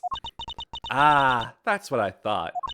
But unfortunately for you, a recreation made by a machine is hardly concrete proof. Among the ashes you found in the room, did you happen to find any counterfeit bills? No. You see? So there was nothing in that office. Nothing you can call evidence anyway. Objection! I'm sorry, but I seem to have given you the wrong impression. How so? I don't recall saying that I was presenting evidence of any sort, but rather I was pointing out that your investigation was incomplete, and that this throws doubt on the purity of your investigation into the Yatagarasu. You still suspect me, I see. Alright then, I ask that you point out what part of my investigation is incomplete. The other Interpol agents worked under the command of Agent Sheena. And is it not possible that the reason the person K was chasing chose the 3rd floor was because that person knew there would be no other agents on that floor? Furthermore, we've come to see that Agent Sheena was only pretending to be investigating the Yatagarasu to the point of arresting K. In that case, there is one location that no one has yet to inspect. Your team's investigation was incomplete because they failed to inspect this location.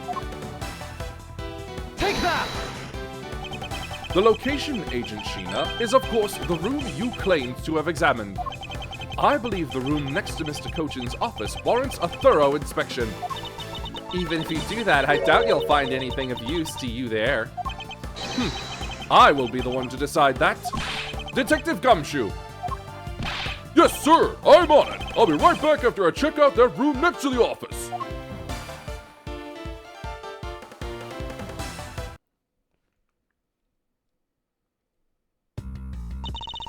Hey, Mr. Edgeworth, do you really think that Miss Sheena's the Yatagarasu?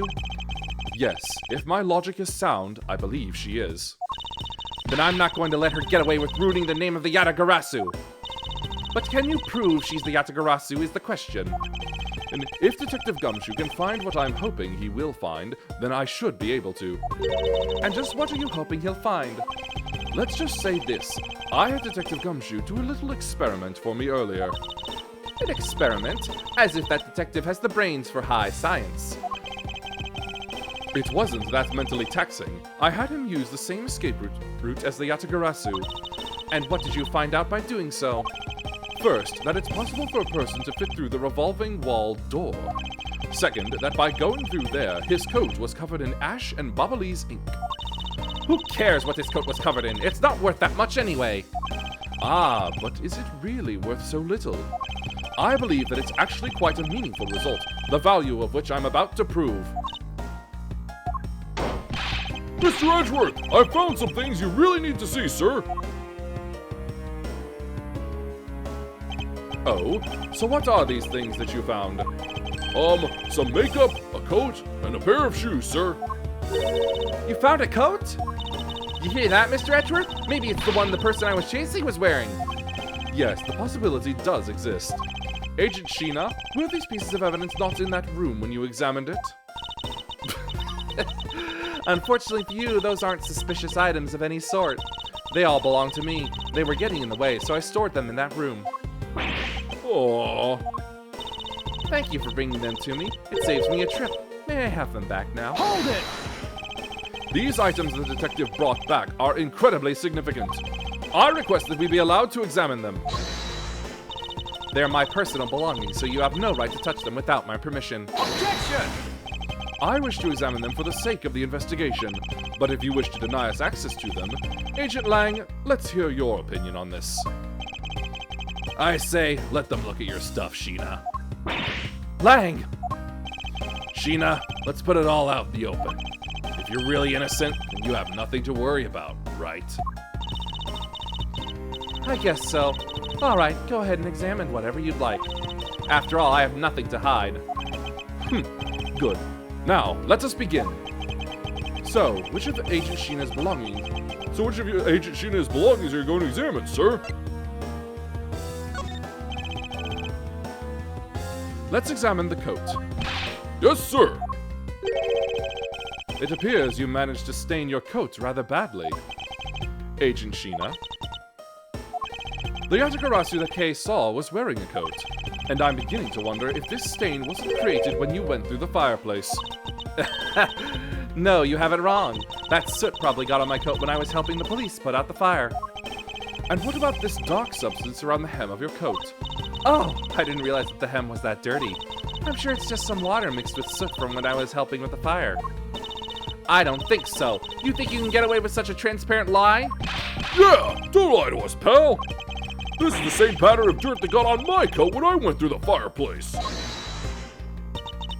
Your words ring hollow in the absence of evidence, you know. So unless you can prove that the dirt on my coat is from the fireplace, Which I can. what? How? You did a great job, Detective Gumshoe. Huh? Me, sir? What did I do? This coat. This is exactly the piece of evidence I was searching for. I had been hoping to find the coat that the person Kay saw was wearing. And thanks to you, we proved that going through the fireplace would sully a coat. I don't quite get what you're saying, but I'm happy for the praise, sir.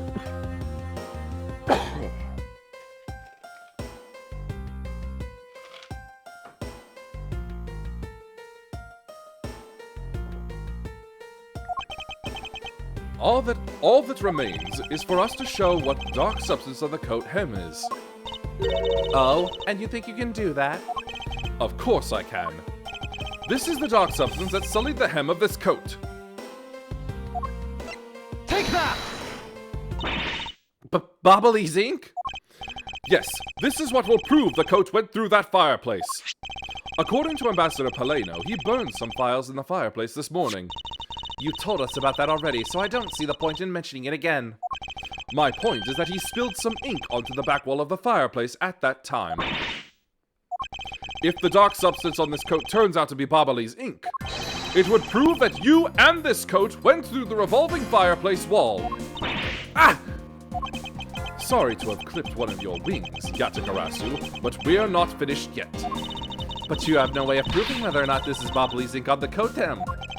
Oh, but I do, and I intend to show that it is ink in a few seconds. How? How, you ask? Well, since you don't seem to know, allow me to show you. This is how I will prove that the dark substance on the coat is Bobbly's ink. We can find out whether that is Bobbly's ink or not by lighting it on fire.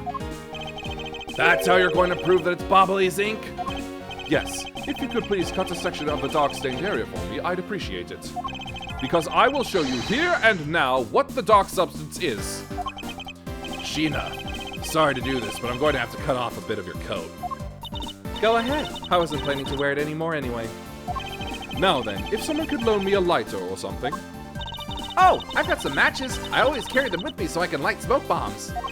Then, if I could please have one, Kay, we can get this experiment underway.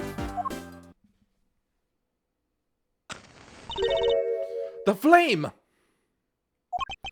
It's the same color as the flames white crystal oil produces, which means... Bobbly's ink is a product of white crystal oil, and when lit, the ink produces a green flame. I believe the time has come to clip the Yatagarasu's other wing. Miss Sheena, you're the fake Yatagarasu! The one who killed my father! It's about time you came clean, Agent Sheena. Or should I say, Callisto you? Hey, Mr. Prosecutor! You're not serious, are you? Do I look like the joking type to you?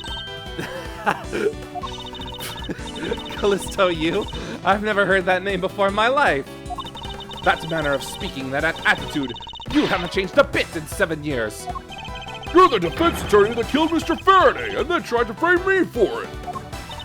Oh, really? And you have proof? You insist that I am this Callisto you woman, but you can't prove it. If you have no proof, then I'm afraid you won't be able to lay a single finger on me. Objection! The raven is a very unique bird, one that flies by the darkness of night, However, the light of dawn has arrived and it will reveal your true ugly form to the world. Enough poetry. I want to see some evidence. Do you really have something that can prove that she is Callisto Yu? I do. It's something that the second Yatagarasu has preserved for us these last 7 years. Do me the honor, Mr. Edgeworth. I will, Kay, for we have finally come to the end. We'll prove her to be Callisto Yu with this and clip this Yatagarasu's wings for good. Take that! This perfume. This will prove you to be Callisto Yu. It will? Kay has preserved it perfectly for us. Surely you remember this bottle? This belonged to Miss Yu just before she disappeared 7 years ago. Naturally, this means that a few of her fingerprints are on here as well. This is that bottle of perfume you spilled, which I have preserved ever since. I heard from my father, Bern Faraday, that if stored under the right conditions, a fingerprint can be preserved for decades. Which means that your fingerprints are still on here, every last one. We can clear everything up if we were to compare the prints on this to your own. Now come, Agent Sheena, will you submit yourself to a fingerprint test?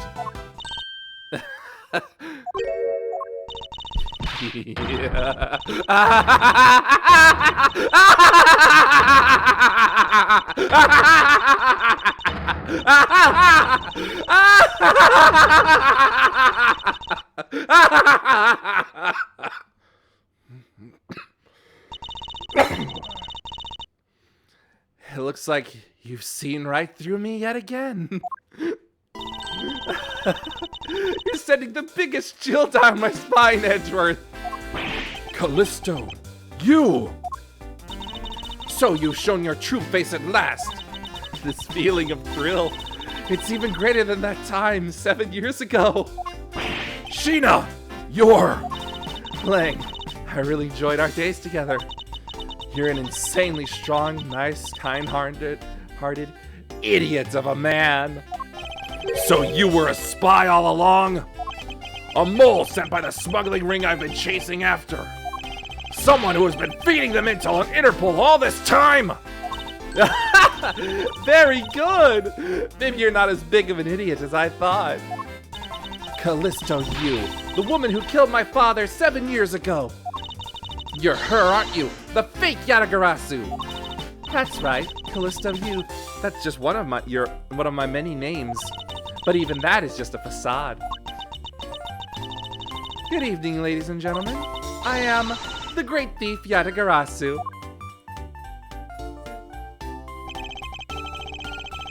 Callisto Yu, this time you won't escape, for this is the end of the road for you. Now come along quietly. You know, you're the one who left the strongest impression on me, Kay Faraday. And had you not used the Yatagarasu's gadgets, I might have never known who you were. But here you are, being a thorn in my side, just like your father always was. Kay, don't! I'll never forgive you for what you did to my father!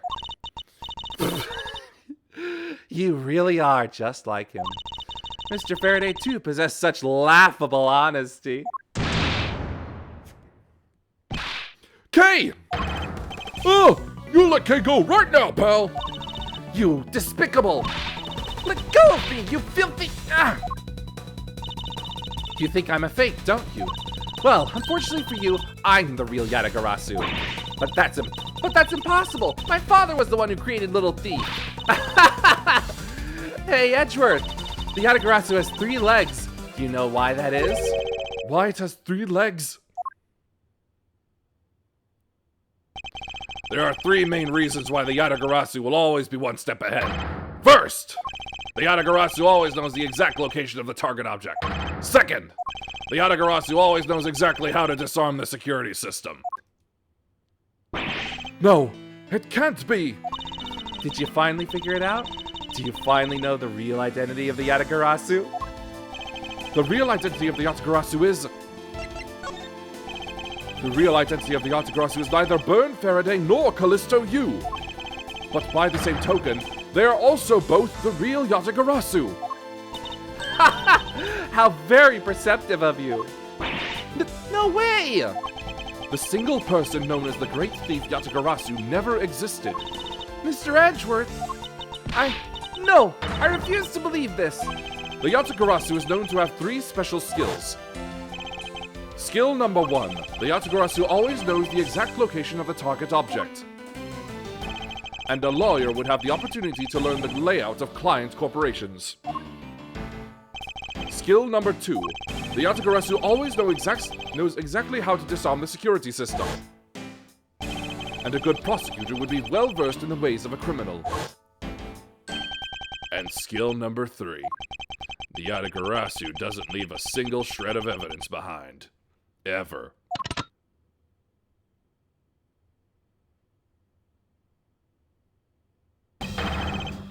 Detective Bad! It is only natural for the Yatagarasu to never leave evidence behind, because the lead detective on the case hid it all away. You're the 3rd member of the Yatagarasu? You. I've been looking for you for a long time. 7 long years, but I finally got you. Why, Mr. Bad, long time no see. What happened to us? We used to be such a great team. If you were such a great team, then why did you kill my father 7 years ago? Why, indeed. It was nothing personal, really. He was just another person I had to kill. How can you say that? I grow weary of this, and it's about time for everything to come to an end.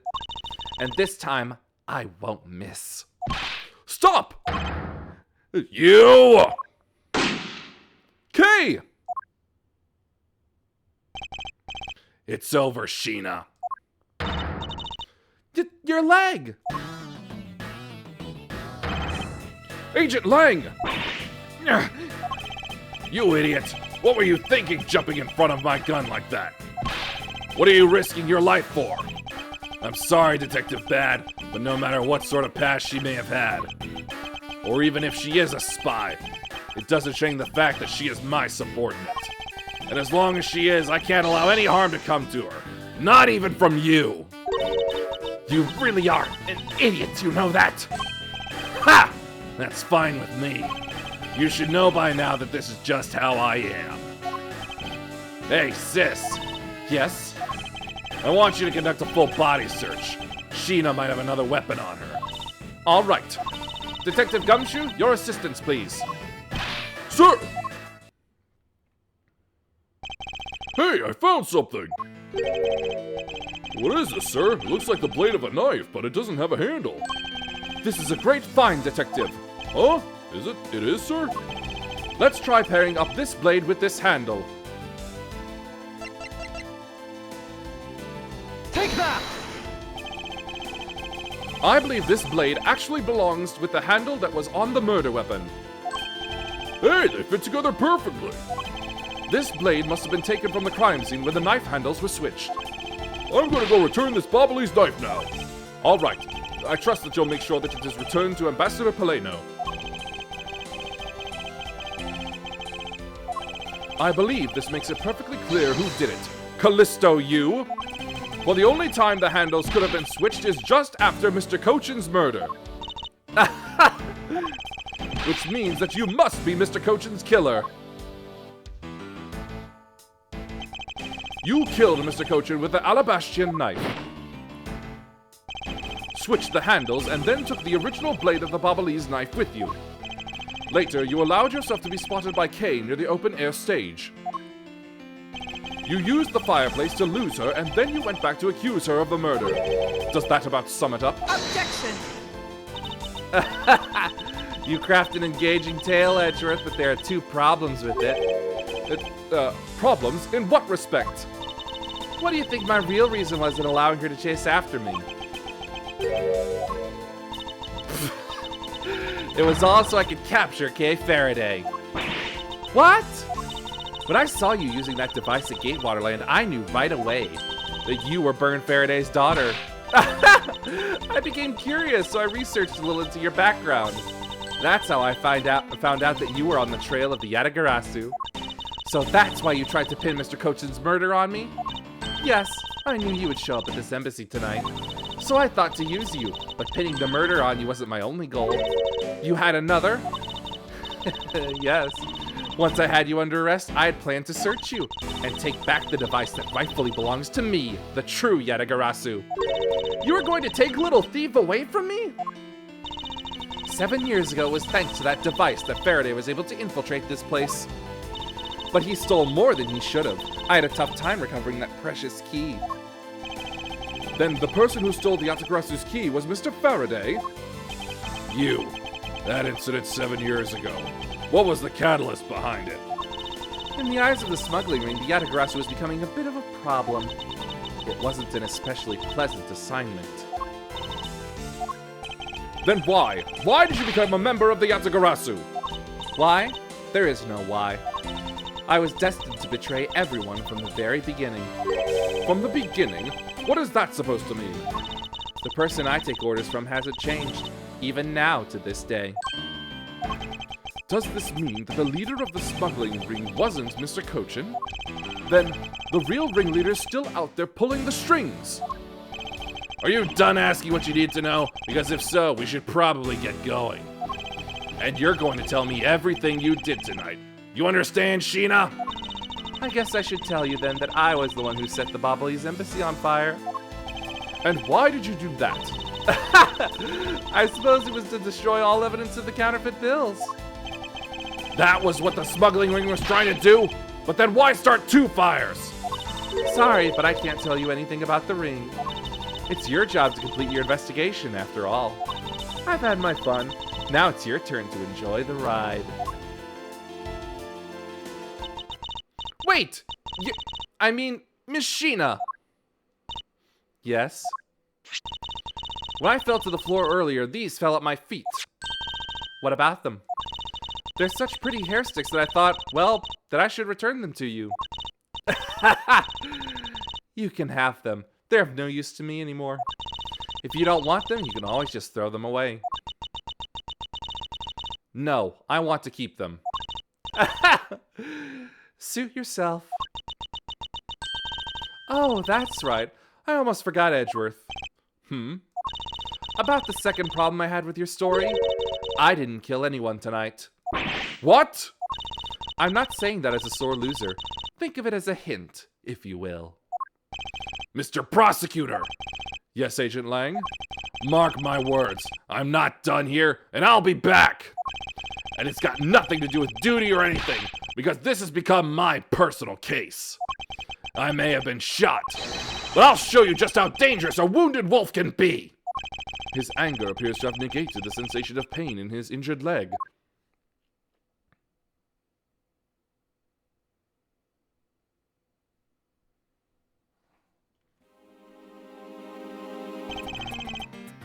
It's finally over, Kay. I feel like I've peered into her heart a little, you know? And it's so cold and dark and incredibly lonely. The person who was giving her all these commands? The one who thought my father was a problem to be removed? That person is the real ringleader behind the smuggling ring. Mr. Edgeworth, I have a favor to ask. Can you hold on to these hair sticks for me? They're really pretty, just like the ones they were selling for the Jammin' Ninja show. But until this case is over, I don't think I can look at them without being overcome. I understand. I'll take good care of them for you. There's a bit of soil stuck on the ends of these sticks. Oh, I guess it's that time already, huh? So it's midnight, the dawn of another day. Hey, Pops, thanks a bunch. You've really done a lot for everyone all these years. Detective Bad, don't tell me today is the day. Yeah, it is.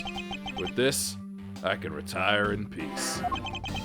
It was down to the wire and we almost didn't make it. But we did it. We solved everything. But that's just it. We haven't solved everything yet. The ringleader of the smuggling ring you, the Yatagarasu, were chasing after. The legend of that Yatagarasu is now over. Mr. Edgeworth, that bit of logic earlier, it was brilliant. I feel like I can leave it all in your hands. I'm counting on you. Is it really true, Uncle Bad? Were you also a part of the Yatagarasu? As I said to you earlier, okay, I'm truly sorry. I wanted nothing but a peaceful life for you. Uncle Bad. Hey, don't take it so seriously. It's all just one big joke, right? Unfortunately, it isn't. Oh, come on, sir. She's just yanking on my chain, isn't she, Mr. Edgeworth? Detective Bad. Wait. No. You are no longer a detective. Mr. Bad, I'd like to ask you about the Yatagarasu. Not you too, Mr. Edgeworth. Mr. Edgeworth, here. I should give these back to you. These are the pages from my KG-8 case files that the Yatagarasu stole from my office. Huh? Wait, what? Mr. Edgeworth, I must apologize for last night. So the Yatagarasu who stole into my room was you, was it? Wait, then that means... What? Tell me it's not true. That's too insane for me to believe, sir. It's true, even if it's not something you want to hear. The KG-8 incident, it was a very emotionally trying case. We stood in that courtroom, Faraday as the prosecutor, and I as the lead detective. Faraday had evidence in his possession that would prove the defendant guilty. However, because it was stolen, the defendant was found innocent. You was the elder sister of the victim in the case. When the defendant was pronounced not guilty, she let out a great wail. That's when we realized that there was a limit to what the law could do. The only way to bring someone like that to justice was to do so outside of the courts. That's what we thought at the time. That's how we formed the Yatagarasu and vowed to bring to light any dirty dealings companies had with the ring, including companies that dealt with the Amano Group. Mr. Amano's conglomerate? We called ourselves the Yatagarasu and flexed our collective muscle. Ad break.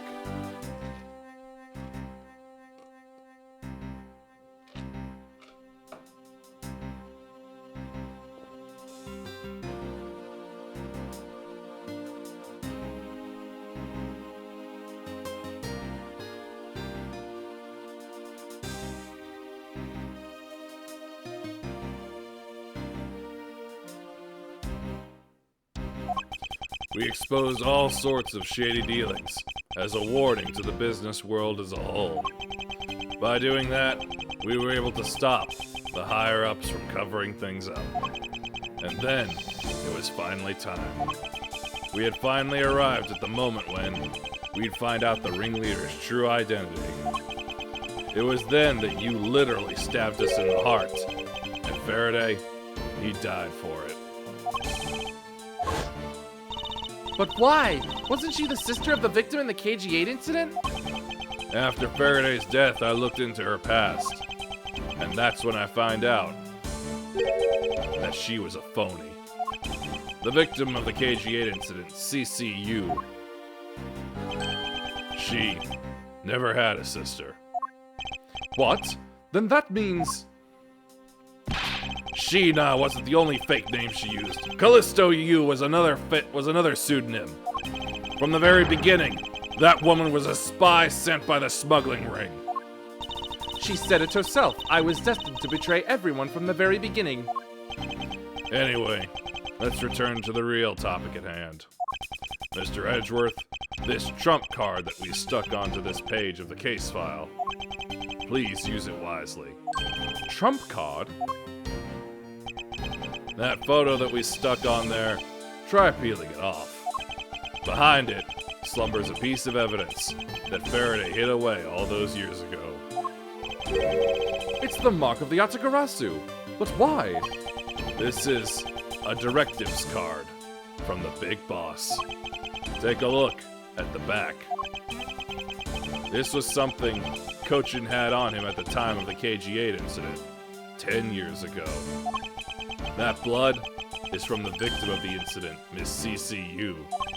But why is the card adorned with the mark of the Yatagarasu? The reason why we called ourselves the Yatagarasu was because of the three-legged raven mark that the smuggling ring's boss used.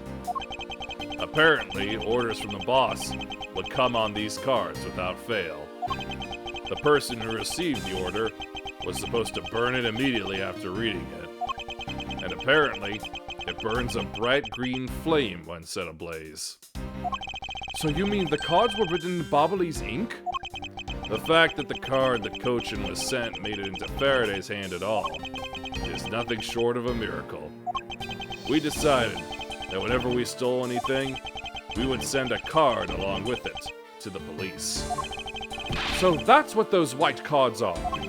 The great thief that used the mark that only those within the ring would know. It was our message to the ringleader that we were only a few steps behind. And one more thing, Detective Gumshoe. I'm entrusting this to you. What is it, sir? This is what I was talking about earlier. During the KG8 incident trial, Faraday had this in his possession. This important, definitive piece of evidence.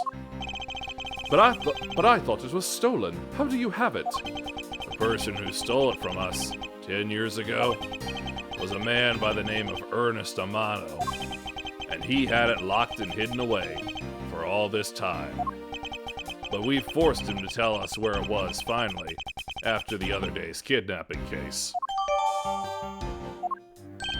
This video. What? Don't come any closer! I'm warning you! This is the same video as the one Mr. Portsman was trying to conceal from me. Yeah, it would seem that even he was caught up in the ring's web. Amano was prepared to take on the boss someday, and the video was his insurance. That's where that prosecutor comes in. He was to retrieve the video. On top of that, he was apparently instructed to sneak into your office and steal the trump card. You saw it for yourself, right? The card that told him to preserve the evidence. Then that card was not the calling card of Yatagarasu, but rather a directives card from the ringleader to Mr. Portsman? The two pieces together make for a strong weapon for whoever holds them. The evidence Mr. Portsman thought to withhold from me, and the one that you stole from my office last night. Both pieces are illegal, and for me to use either one is... Whether you use them or not, it is up to you.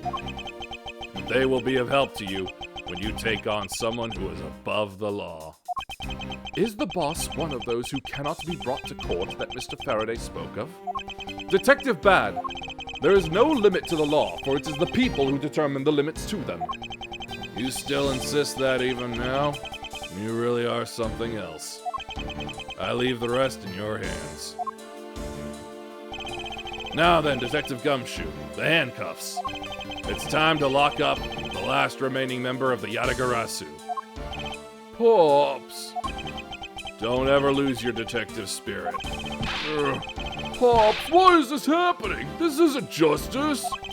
Like I always told you, do not get emotionally involved. Now, let's go. Yes, sir!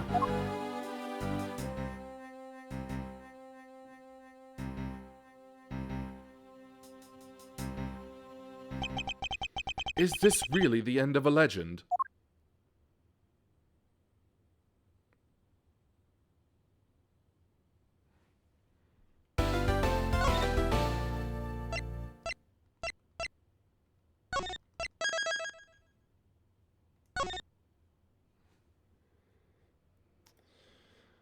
Oh. A bit worried there that I'd have to restart from that disconnect.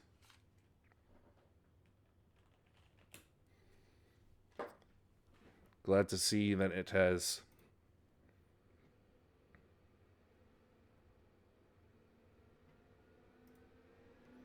actually, just to make sure.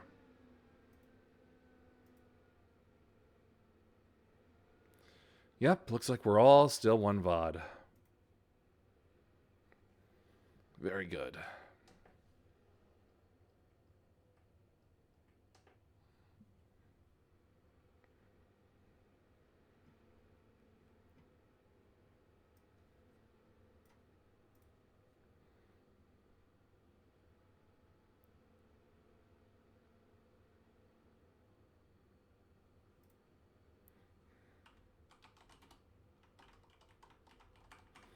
Lum's doing some of that new Final Fantasy stuff that's been in the, added to this update that I'm curious about seeing a little. So we'll take a peek there. Whew.